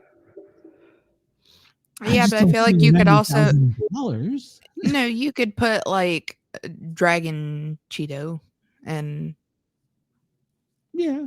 but I guess you give it the little fancy case and you give it the little border like a Pokemon card, and there you go, It's Cheetozard. probably sealed. There's no oxygen in there, and yeah, they've printed up a little card. I mean, yeah, I could, but $90,000. That's a for a. That is a dedicated nerd, a highly dedicated nerd. And he's gonna have his 3-year-old come in and go, "Oh, I'm hungry." Mm. Ah. Oh, so sad. If you're spending almost 90,000 on a Cheeto, then you can afford to buy another one. Yeah. We'll cover some police officer injuries. Longtime Canton police officer stable after being injured by juveniles in a stolen car. Canton, Mississippi. Police officer is still recovering after being hit by suspects in a stolen vehicle. The incident occurred Sunday morning near the intersection of East P Street in Madison. Police chief says Dewan Harris was hit after 4 juveniles in a stolen vehicle blew past the stop sign and hit him in his patrol car. Suffered 2 broken ankles, good Lord, and was taken to the University of Mississippi Medical Center for treatment. He has since undergone 2 surgeries and is in stable condition. Say a prayer for everybody. It could have been much worse. According to Brown, the suspect sold a Chevy Traverse shortly after midnight in the Canton State Apartments. When the owner was looking out the window, spotted it and called it in. And Brown said he spotted the officers. Officers spotted the vehicles. We activated blue lights and sirens, and the car would not stop. They led police on a high-speed pursuit, and where they eventually ran a stop sign and crashed into a Harris. All 4 individuals in the stolen vehicle were taken to the hospital for treatment. Driver and front seat passenger, both 14, were released. They have since been taken to juvenile. So the other 2 juveniles were released from the hospital. We'll pick them up and get them at the detention center. A lot of times when you see that they weren't arrested there, that's because the local city or county did not want to pay the hospital bill. So they will not arrest them until they get out of the hospital so they don't get the bill. So, yeah. I got a whole bag of Cheetos for like $4. Put the hard work in and it paid off. Well, if you find that Cheeto, Chris, you Let can us know. help us set up the Vegas show. Let's see. Lubbock, Texas. A police officer is recovering after a chase that ended in a crash in central Lubbock Thursday morning around 1:19. Officers responded to disturbance at a motel and say the vehicle involved in the disturbance sped away, leading police on a high-speed pursuit. Say the suspect hit a police cruiser near 38th and T. One officer suffered minor injuries and was taken to a local facility for treatment. Person in the suspect's vehicle is also being treated for minor injuries. It's unclear if any arrests were made, though one would hope. A routine traffic stop for this is up outside of Boston, for an unregistered vehicle led to multiple injuries to police officers and several charges against a Pembroke man. Officer Sheena was investigating suspicious activity around 1 a.m. when he stopped the unregistered vehicle. The driver, identified as Geraldo Craddock, 47, of Pembroke, displayed signs of alcohol impairment and refused to provide his driver's license or vehicle registration. After backup officers arrived, he allegedly refused to exit the vehicle to perform sobriety tests and became increasingly agitated despite officers' attempt to de-escalate him. When officers informed him he was under arrest for operating under the influence, he gripped the center console to brace himself inside the vehicle and became combative as officers attempted to remove him. 2 officers were injured during the struggle, one requiring a transport to the hospital by the fire paramedics. He was treated and released the same day. He faces charges of operating under the influence of liquor, assault, battery on a police officer, resisting arrest, and operating an unregistered motor vehicle. Didn't they have a taser? I mean, wouldn't that have been better? Just tasing, just multiple tasers. Man accused of ramming a police vehicle, injuring an officer in Philadelphia's Bustleton section. A 40-year-old man is being accused of ramming his vehicle into a Philadelphia police SUV, injuring an officer. The 19-year veteran with the police department is now recovering. They responded to the 1700 block of Grant Avenue, across from Grant Plaza in Philadelphia's Bustleton section, around 11:40 Wednesday night, to serve a protection from abuse order. However, the individual being served fled the area. Then around 1 a.m. on Thursday, officers recognized the vehicle's driver from the early year incident and saw the vehicle entering a parking lot of an apartment complex in the same block. They pulled into the parking lot. Officers claimed the driver quickly accelerated into reverse towards the police car. The officer activated the vehicle's air horn. There's an air horn on police car, but the driver allegedly continued. That's a new one. I think they mean the. I don't have the sound effect, but it's not an air horn. It's a. I can pull it up if I need to.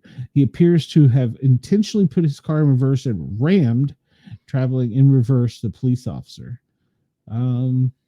He hit the vehicle with so much force that it left heavy front end damage and deployed the airbags, injuring the officer. The officer was able to get out of the SUV, pull the suspect from his vehicle, and take him into custody. Good for the officer. Police and medics responded. She, so it was a female police officer, was shaken up, clearly hit with a lot of force from the airbag, so she was transported to the hospital to be checked out. She has since been released. The man is expected to be charged with assaulting a police officer. I also pulled up a story, but I couldn't get one that wouldn't let me see it for free. There was only one site that in Staten Island, multiple police officers were injured after a fleeing felon tried to leave Staten Island. But I could only find one article on it, and it wanted me to pay for it. And I was like, no, I'm not going to pay for it. I'm too cheap. Is that it for the news? No. So, well, we'll cover the top sports stories real quick. And then we got some Taylor Swift news. If our girl is, yeah. Come on, Casey. College basketball, men's college basketball yesterday. Florida edged out Alabama. Yay! Connecticut beat Marquette. Wisconsin beat Minnesota. DePaul beat Providence. Maryland beat Michigan. And Central Connecticut State beat Lemoyne. Don't even know who the hell that is. Chris's team won. Bayern Munich, they won. And Liverpool won in soccer. If you follow the NBA, the Cavaliers, the Nuggets, the Thunder, and the Clippers were all victorious yesterday. And women's college basketball yesterday, I thought there was more scores than this. Wyoming beat University of Las Vegas, because I thought that Tennessee played in one yesterday. Who plays today in women's college basketball? Let's see here. Does it have it listed? Why does it not have it listed? Okay. Let's see. We covered basketball yesterday. Okay, men's Tennessee was defeated by unranked Ole Miss. That was disappointing because Tennessee, well, they had been ranked number 4. Let's see. Oh, what was it? Alabama got beat by Florida? No, Florida beat Alabama 99-94. Mm-hmm. Florida is ranked 5th. Alabama is ranked 7th. And let's see here. Let's go to women's. I was pretty sure there was more. Yeah, Texas A&M lost to Tennessee Lady Vols. Wyoming beat the University of Las Vegas. And Mississippi State over Missouri. Nebraska over Rutgers. And that puts Tennessee. Who will they play next? Georgia, Oklahoma is currently ongoing. They're in the 3rd, with Georgia failing to Oklahoma. And round 2, Florida and Alabama will play again tonight. Okay. Tennessee, Vanderbilt. Oh, Vanderbilt beat Tennessee in the SEC SEC playoffs. Oh, that's horrible news. In the women's news, 84-76. That is horrible news. Let's see. I don't think there's any NASCAR news. No, not really. Nothing. There's a race coming up this weekend. I'm not sure where. The Grand Prix of Petersburg, St. Petersburg, is coming up in Florida. That might be interesting. Golf, never really followed it. However, I did want to follow. There's a story of a golfer coming up through the ranks that's an ex-felon, and he's upsetting all the schnobs because he's so good. So soccer today. Chris, any of these your teams? I know your team won yesterday. NASCAR is in Phoenix this weekend. Oh, it's going to be hot there. Ooh. I would not want to be in a race car for 4 hours in Phoenix afternoon sun. even if it's a Mm-mm. nighttime one. Oh God, it's still gonna be miserable. Spring training is still not wrapped up. I thought that it was about wrapped up, but game's ongoing. Marlins are scheduled to play the Braves tonight. And what do we got? 6:05 for the Pirates and the Orioles. I'm just mentioning my teams. The Cubs will play the Royals tonight, Chris. So that should be an interesting game for you. You and Casey. I don't see the. Oh yeah, there's the Nationals. The Nationals are winning over the Cardinals 5-1 in the top of the sixth. All right, so here's our Swifty news. ESPN Stephen A. has predicted Taylor Swift and Travis Kelce marriage. Okay, so Stephen A., who is also becoming quite the political pundit, he has defended Taylor Swift supporting Travis Kelce numerous times, and he has shared his prediction for the couple's relation. During a recent appearance on The Tonight Show, the ESPN analyst participated in Hot Takes game with host Jimmy Fallon and shared his perspective on the future of Taylor Swift and Travis Kelce after the topic was selected. So I'm scared to get this wrong, he admitted after the statement. Taylor and Travis Kelce will get married in 2025. It came up on the Hot Take Generator during the March 5th episode of the Late Night Show. Travis Kelce, that's my dog. I got to tell you, a lot of ladies love Travis Kelce. Travis Kelce has loved a lot of ladies, but Taylor Swift is a different animal. All right. Not sure that's a good quote. A different animal. All right. He continued, was Stephen A. drunk when he said this? She looks good. She's incredibly talented, and she's worth about $1 billion. We're going to guess about $1 billion. About he emphasized that Taylor's attributes make her a three-headed monster that's hard to turn down. Was he drunk? Wow. Well, I mean, if you're gonna be on Jimmy Fallon that long, I think you kind of have to be.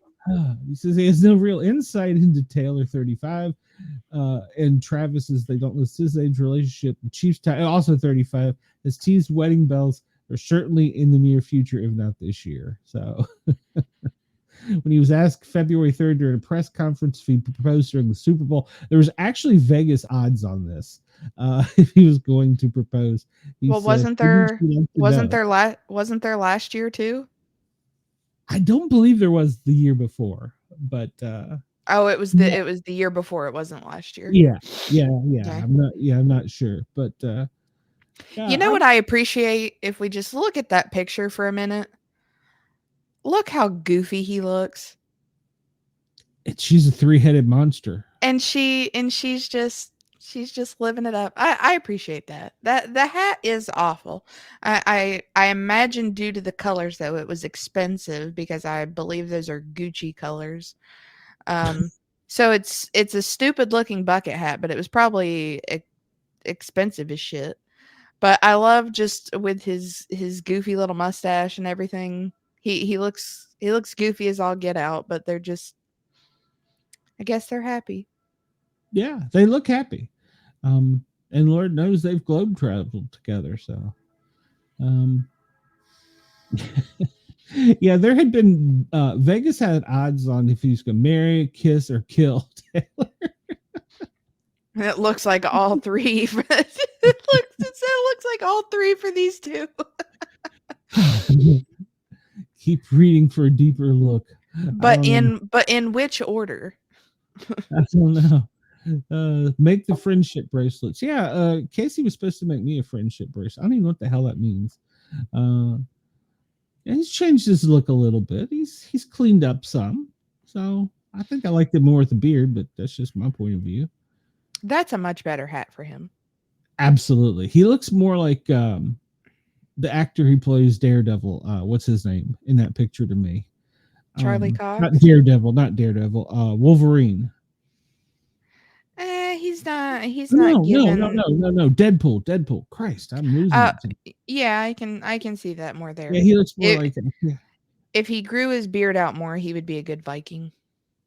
Absolutely. I feel like he could be a Hemsworth brother. Good point. She looks like she's just like, take the damn picture. So. And she's happy at the games. even though she's an Eagles fan, which is who his Oh, brother and plays for. and then speak of the devil. There's Ryan There Reynolds it when is, they're in Ryan that. Reynolds. Yeah, see, that's what he reminded me of. Uh, yeah, and I believe that's who's this? This is somebody's wife. That's I think that's Is that Ryan no that Reynolds' wife? no that doesn't look like Blake Lively. Is that Sophie Turner? Because it says Blake Could be Lively, Ryan Reynolds, Sophie Turner, Hugh Jackman, Sabrina Jackman. Carpenter. Uh, yeah, he looks much better with a beard. He he Yeah, can, he can sport it. Chris says he had the 2002 2003 CM Punk vibe. yeah, yep. And I CM agree. Punk got a babe too. Man, did he get a babe? Um, He deserves it. He's hot stuff. she's crazy though. She's crazy, but she wanted to. I She's mean, a to be wrestler fair, too. that to be fair, that's most of us. That's true. So I can't think of her name, but I So, read her book. Crazy is my superpower. just he just looks like such a goof compared to her, but I love it. Yeah, he's definitely not a fashion person. He just throws on whatever's close. Look at his brother behind him. I love that. I'm there for Uh, that. all the stuff that of his brother and his brother's wife, the two of them are funny as I'll get out. I know. I love it. So, But hot take, I think Jason is much more attractive than Chelsea. well, he's also very married. AJ Menendez. Yes, yes. I have her Oh autographed God. trading card. I loved her when she pulled it off so much. Now, if this hold on, I've got to Google a second. If this is the same AJ that I'm thinking. Somebody told me there would be free range tits on this show. Well, Warren, he's day drinking, so we got to be careful. So, Oh, yeah. oh God, that's who he married. Yes, yes, and they were Oh gonna have God, kids, and yeah, she's she actually she crazy, is she is crazy. Oh gosh. and she's got a best-selling novel, "Crazy is My Superpower," and it's her life story growing up and how she survived. Her and her little brother were homeless and lived in tractor and trailers that weren't moving in New York City because of her family's problems. And the only thing that kept her sane, by any definitions, were comic books that she stole. And Wow. she's got a great backstory. Yeah, I'm there for her backstory because she shouldn't be alive. She should be dead. She should be in the sex trade somewhere. I mean, honestly, by the way she was brought up. So and so I'm there for her backstory. And she played the crazy, awesome superpower in the WWE that Oh was gosh, no. I remember when shoot, there were so many of them of her just looking like a lunatic. Oh, see, I was right. It was Gucci. yep, yep. Um, of her That's a just suspender? like No, that's the buttons. Okay, go ahead. her just like prancing around the ring with I believe it was when she was having like a thing with Daniel Bryan at the time. Oh, Yep. she was a nutcase. Oh, she was, but she played it so well. Yeah. I'm there And for that. she's so tiny too. Yeah, yeah. She would come off the top rope and damn kick your ass. So yeah, I was there. Her book is great. If you want a good read, it's not a long read. It's a pretty good read, but it's a great on her backstory because she really shouldn't be alive. She should be a drug addict somewhere.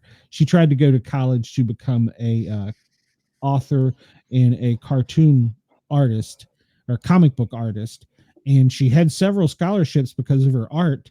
But every time she would just get herself just out of trouble, her mom would pull her back in until the last college she was enrolled in told her she had psychological problems and she needed a GTFO. So yeah, yeah. Which, to be I fair, it mean, was more related to her mother, but yeah, I yeah, mean, like, shoot, give the girl a break.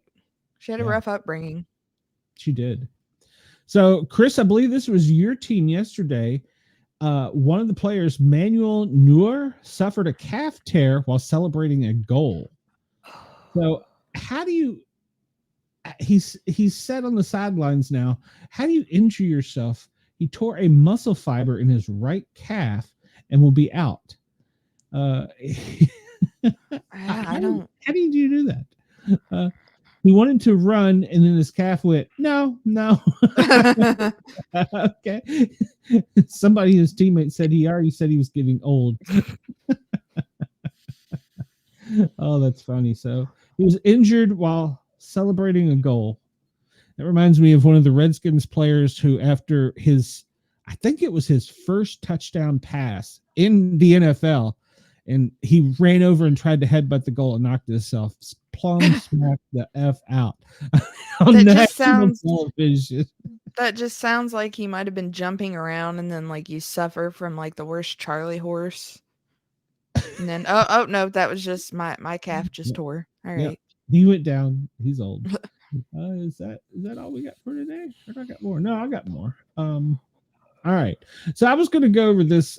This I found on Twitter. This provides, and I was going to send you the link. You need to sign up for the New England Fire network, and so when you have fires, you can send them to the network, and they can go out there. Warren says, "Can you imagine getting banana split by Taylor Swift?" Warren, stop day drinking. Let's see. 2 hours ago, the sheriff was reporting after shots fired that it was a false call. So Arlington, At the Naval Air Station. Oh, okay. yeah, Pensacola, yeah. It was Arlington, a training exercise. Yeah, it was a 3-alarm fire. Twitter tried to go wild with it that Pete Hegseth was down there and had fired a trans, and I mean Twitter was running all over the place with this story, and I'm like, come on, guys, let's report some real news. But yeah, Pensacola It's Sheriff. Twitter. What do you expect? It's true. So they're reporting now that there were no shots fired and that it was a false call. Arlington, Texas, 3 hours ago, had a 3rd alarm fire. Let's see. And I had some videos. That's more the Naval Air Station. That's pretty much it, I guess. They haven't updated anything else. I listened to some of the police traffic, scanner traffic in Escambia County. It was pretty interesting. Oh, there's Oklahoma. Lafayette, Georgia, 2nd alarm house fire, Shadow Lake Drive. I don't know right where that is. I'm sending you this. I was able to find a video of that civilian bombing in Korea. Okay. See if we can pull it up. No, I can't. All right. Let's open. There we go. So this is the video of the bombing? Yeah. Oh, yeah. Yeah. That dude in the truck. That's him de-assing the area, I bet. Nope. Yep. I'm out. Yep. See ya. I'm out. I mean, we laugh about it, but it's not funny. But good Lord. File couldn't be located. All right, where were we? We were here.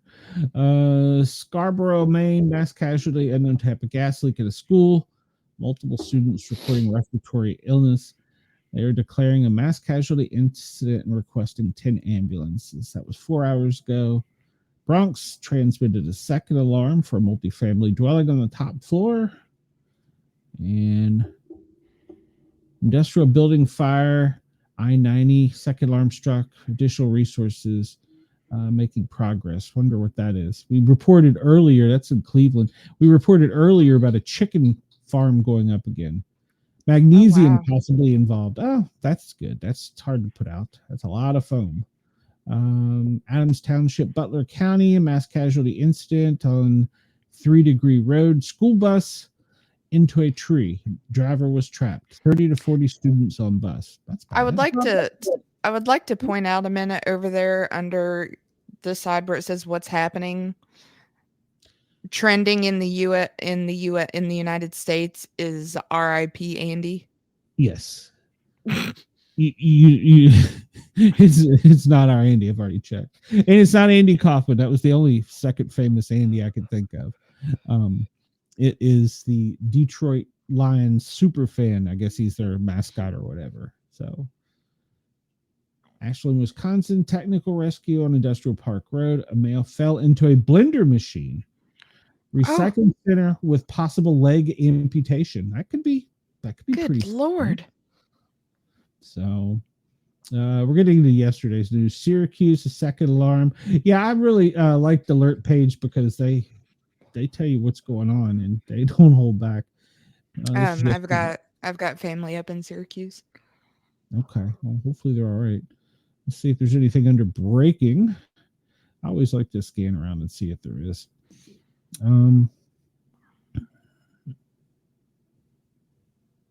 No, I'm not even. Nope. I'm not even. Nope. Just scroll. Yeah.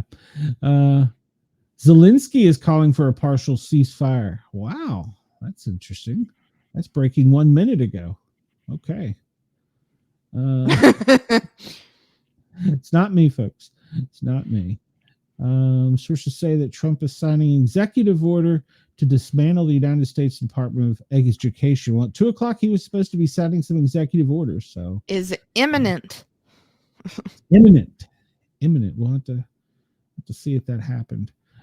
President Trump secures $20 billion investment from CMA CGM, creating 10,000 American jobs. Well, that's good news. Bitcoin. I know nothing about Bitcoin. I guess I need to learn. I've tried, but it gives me a headache. Yeah. Well, I was going to invest in it, and then I discovered that, like, you have to kind of invest like $10 for 10,000, and you don't actually own the $10. It was I don't know. I couldn't understand it. Yeah, like I was trying to understand NFTs too, but Antlers hates math. Probably. And I worked in banking for 6 years. For 6 years. You need to know about a loan. I can help you with that, but do not ask me to crunch numbers. And see, here we go. U.S. military bombs South Korea while practicing invading North Korea. I don't believe that they said it's been confirmed that it was not the United States military.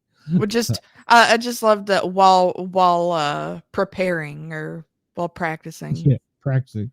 We want to show them what we can do by killing our own citizens. All right, so try and read this one for me there, Cheyenne. President Bola Tinubu approves 80% dialysis subsidy for patients with kidney failure. Wow, all right, 80%. It's better than no percent, I guess. But what are they going to do about the other 20?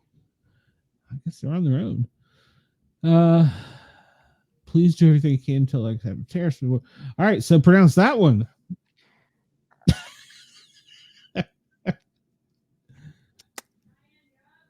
I don't want to. I don't want to pronounce it in fear of sounding racist. I'm going to assume that it's Agmeet Singh. Is what I'm going to assume, but that's just a guess. It says elections should wait until emergency laws are passed and implemented. I don't know what country that's in. So that's Canada? What? Okay, I'm scrolling on. President Trump, the golden age of America just begun. Over the past 6 weeks, our administration has delivered on promises like no administration. See, that I hate it when he does stuff like that. There's no administration before it, always putting America first. Good there. First, Doge has been an incredible success, and now that we have my cabinet in place, I have instructed the secretaries and leadership to work with Doge on cost-cutting measures and staffing. As the secretaries learn about and understand the people working for the various departments, they can be very precise as to who will remain and who will go. We say the scalpel rather than the hatchet. Combination of them, Elon, Doge, and other great people will be able to do things at a historic level. Okay. I'm okay with that. It's about I saving money. You know, my problem is like I feel like it's a long fancy way of saying like this much. mhm. Agreed. And he's not a lawyer. I loved this one yesterday, in case nobody saw it. Fentanyl kills. Fentanyl kills. And the reporter tried to, I guess, bait Vice President Vance into saying that we were going to go to war with Mexico.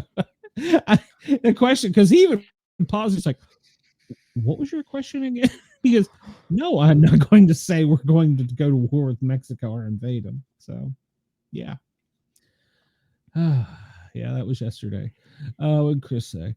He's shut up. Yeah, exactly. Shut up, get the results done, and let others compliment him. Agreed. Agreed. All right, Portland. 1 dead, 4 injured after a Portland fire. 1 person has died and 4 were injured in an early Thursday morning fire in Portland. The fire broke out. Have I really gone for 2 hours? Wow. The fire broke out at 11418 Olympia Street, according to Sean Donahue, a spokesperson for the Portland Fire Department. When firefighters arrived, they found a 1.5-story single-family structure heavily involved. They were forced to evacuate the building because of the intense fire conditions. That means heat and the failing structural integrity. Most modern homes, you have 12 minutes from the time that it's on fire to where it's unsafe to enter. 1 of the 5 occupants died, while 4 others were taken to the hospital for treatment. 2 firefighters were injured in the battle, but did not require hospitalization. The fire was brought under control at 4:15. So it took about 2 hours to do, or 3 hours to do that. Wow. And then we have a Christopher Rothmeyer. While responding to an emergency incident, firefighter Christopher Rothmeyer crashed on North Carolina Highway 8. Numerous responders administered life-saving measures to the firefighter at the scene, but he was transported to a nearby hospital where he passed away from injuries he sustained in the death. And For injuries he sustained in the death. did I say that? Yeah, in the wreck. I have had like 4 hours sleep. You know what I'm going with. I've had like 4 hours sleep. Oh, good. He sustained a lot of injuries in the death. He did. It was enough to put him down. So far, the National Fire Academy has the yearly death total to 14, but as we'll learn, it's actually going to increase. By Binghamton, New York, one firefighter was killed while battling a fire in downtown, according to the mayor. Fire department firefighter was transported from the scene to Wilson Hospital, where he was pronounced dead. 2 other firefighters were injured.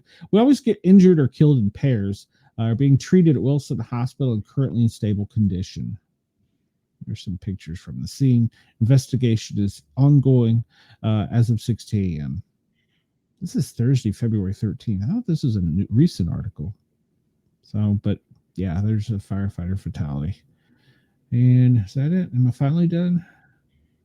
We can close that. And that's us. So yeah, we're back to us. It's just you and I. Just you and I. Yeah, I've had no sleep. Christopher Rothmeyer was almost more famous than I am. Huh? You're like the 3rd Chris now. He died in the death. Yeah. I'm so tired. It was such a long night. It was I was up past 2 a.m. and then the phone kept going off till like 4 a.m. And I fell back asleep and the phone started again at 6 a.m. And by 9 a.m. I was like, I gotta get up. But I've been moving so slowly, I have just barely completed my 2nd Mountain Dew. And it will not be the only of Mountain Dew for today. Oh, blue! We got blue Mountain Dew. Mm-hmm. My favorite. I love the blue. Anybody wants to help support the show?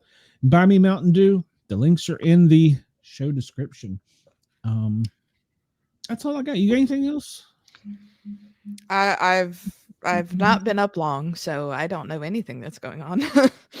Okay, well, that's pretty much it. The Loch Ness Monster was my oof of the day, so I'm just happy about that. You should put a Google alert on it and see how many times a week you get stories on it. I like doing that about Bigfoot, and then I get annoyed when I'll get like 10 in a day.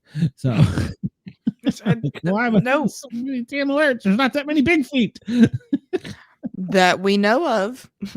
that we know of. So I let's feel see. What like, do we got I coming up? feel like that would be a good question for Bobby. So is it, would it be big feet if there's multiple Is it Bigfoots? a flock of Bigfootses, feet? flock of feet. Okay. Flock of feet? Yeah, I don't know. What do we refer to as a group of Yeah. Bigfoots? Is it like a like crows? It's a murder of crows. Is it a murder of feet? It could be a murder of feet. I did have my coin I made on my desk. I don't know where it went. My grandson must have stole it. And I had the Latin science, what is it, genus, species. I had the name for what they would call a Bigfoot if they had one. And I can't even pronounce the damn thing. I was like, all right, well, I got it on the coin. So, what Just the hell is that? I had it. Ah, here it is. It runs off with it. I have these for sale if anybody's interested. The Mount Vernon Monster, which is the first Bigfoot I ever saw, which was located in Mount Vernon, Virginia.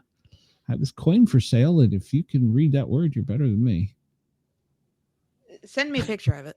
Okay. I can't read it from there. Yeah, Obscurus Dinotherapatide nivalis. So, Yeah, that sounds good enough. yeah, good enough. With my Appalachianness, I can't say that I would be able to say it any better. So There you go. And on the front of the coin is an artist interpretation of what I saw with the famous George Washington home in the background, Mount Vernon. And since it's in my high school color, I put the high school little banner over there on the right as the coin mint. And if you look closely, it's hard to see, but I put George Washington's head on Bigfoot, like a quarter. And this for sale if anybody's interested. Really like $25 with shipping. So I think it's like 20 plus 5 for shipping, I think. Hell, if I'm wrong, my wife will yell at me. So you're giving that stuff away. But yeah. Well, I don't really, put the link to them in the description. I should do that in case anybody's interested. Well, they can go to Sportcat Challenge Coin Studio on Facebook and find all the coins I've either designed or made. I made patches too. I got patches for sale and stuff too. So I need to sell. You need to you need to make ones for the show so people can get. Um, well, we did have some patches for the show. I still have a few left. Didn't I send you patches for the show? Okay, yeah. I still have a few left. I don't know if anybody's interested. Hold on. Let me run over here real quick. Yeah, it's a Velcro with PVC. If anybody's interested, I don't know, 8 plus a few dollars shipping, $12. And then also have the coin for the show, the Pair Our Normal Guys logo on front. And on back, just an alien with headphones on. So yeah, I have those for sale too. If anybody's interested, I got all kinds of junk for sale. And I'm going to make a. I need to go ahead and order it. Kind of, sort of got the Mrs. Approval, a patch for Thin Line Rock Station promoting my show. So I got permission from them to make it, and I got permissions, more importantly, from Mrs. Sportcat. Yeah, there you go. Yep, there's one of my coins I have for sale. So, yep, if anybody's interested, hit me up. I've got all kinds of coins and memorabilia and stuff for the show. I still really like this one.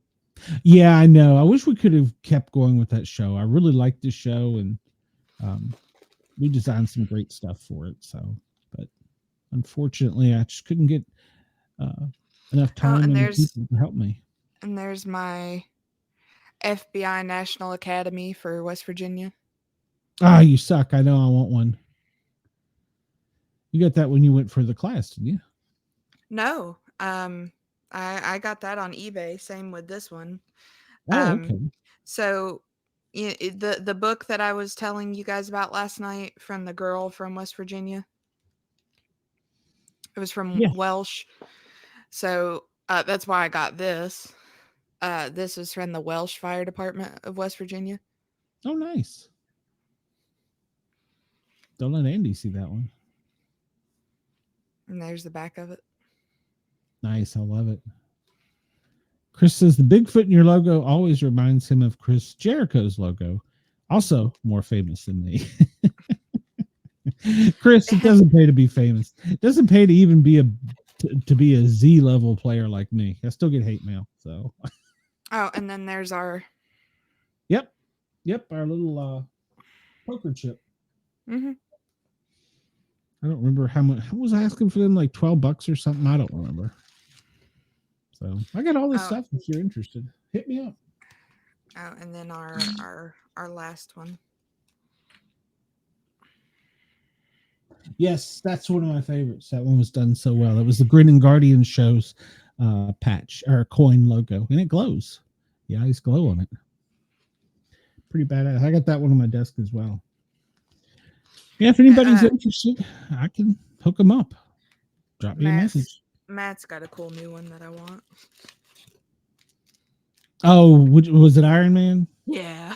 yeah, I saw that. So I saw that.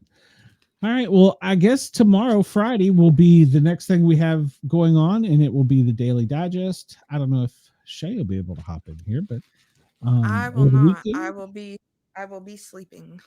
Oh, okay. Well, over the weekend, there will not be a show, so the next scheduled show will be the Daily Gazette on Monday, if I'm able to pull it off, and the horror show, which I'll share that video real quick before we get out of here. You can tell, or did I delete? No, it's still here. Here we go. You better not have deleted it. Well, I mean, I moved it to a different place on the computer. I guess would have been better.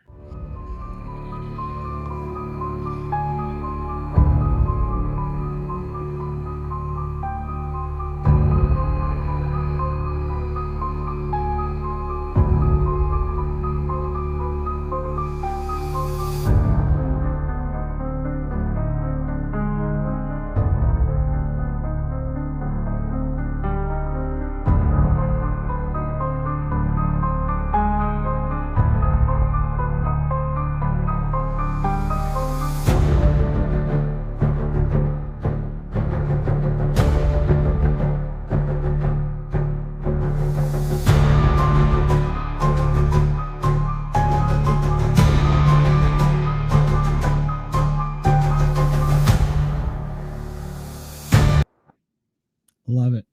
I love Monday that night, ending.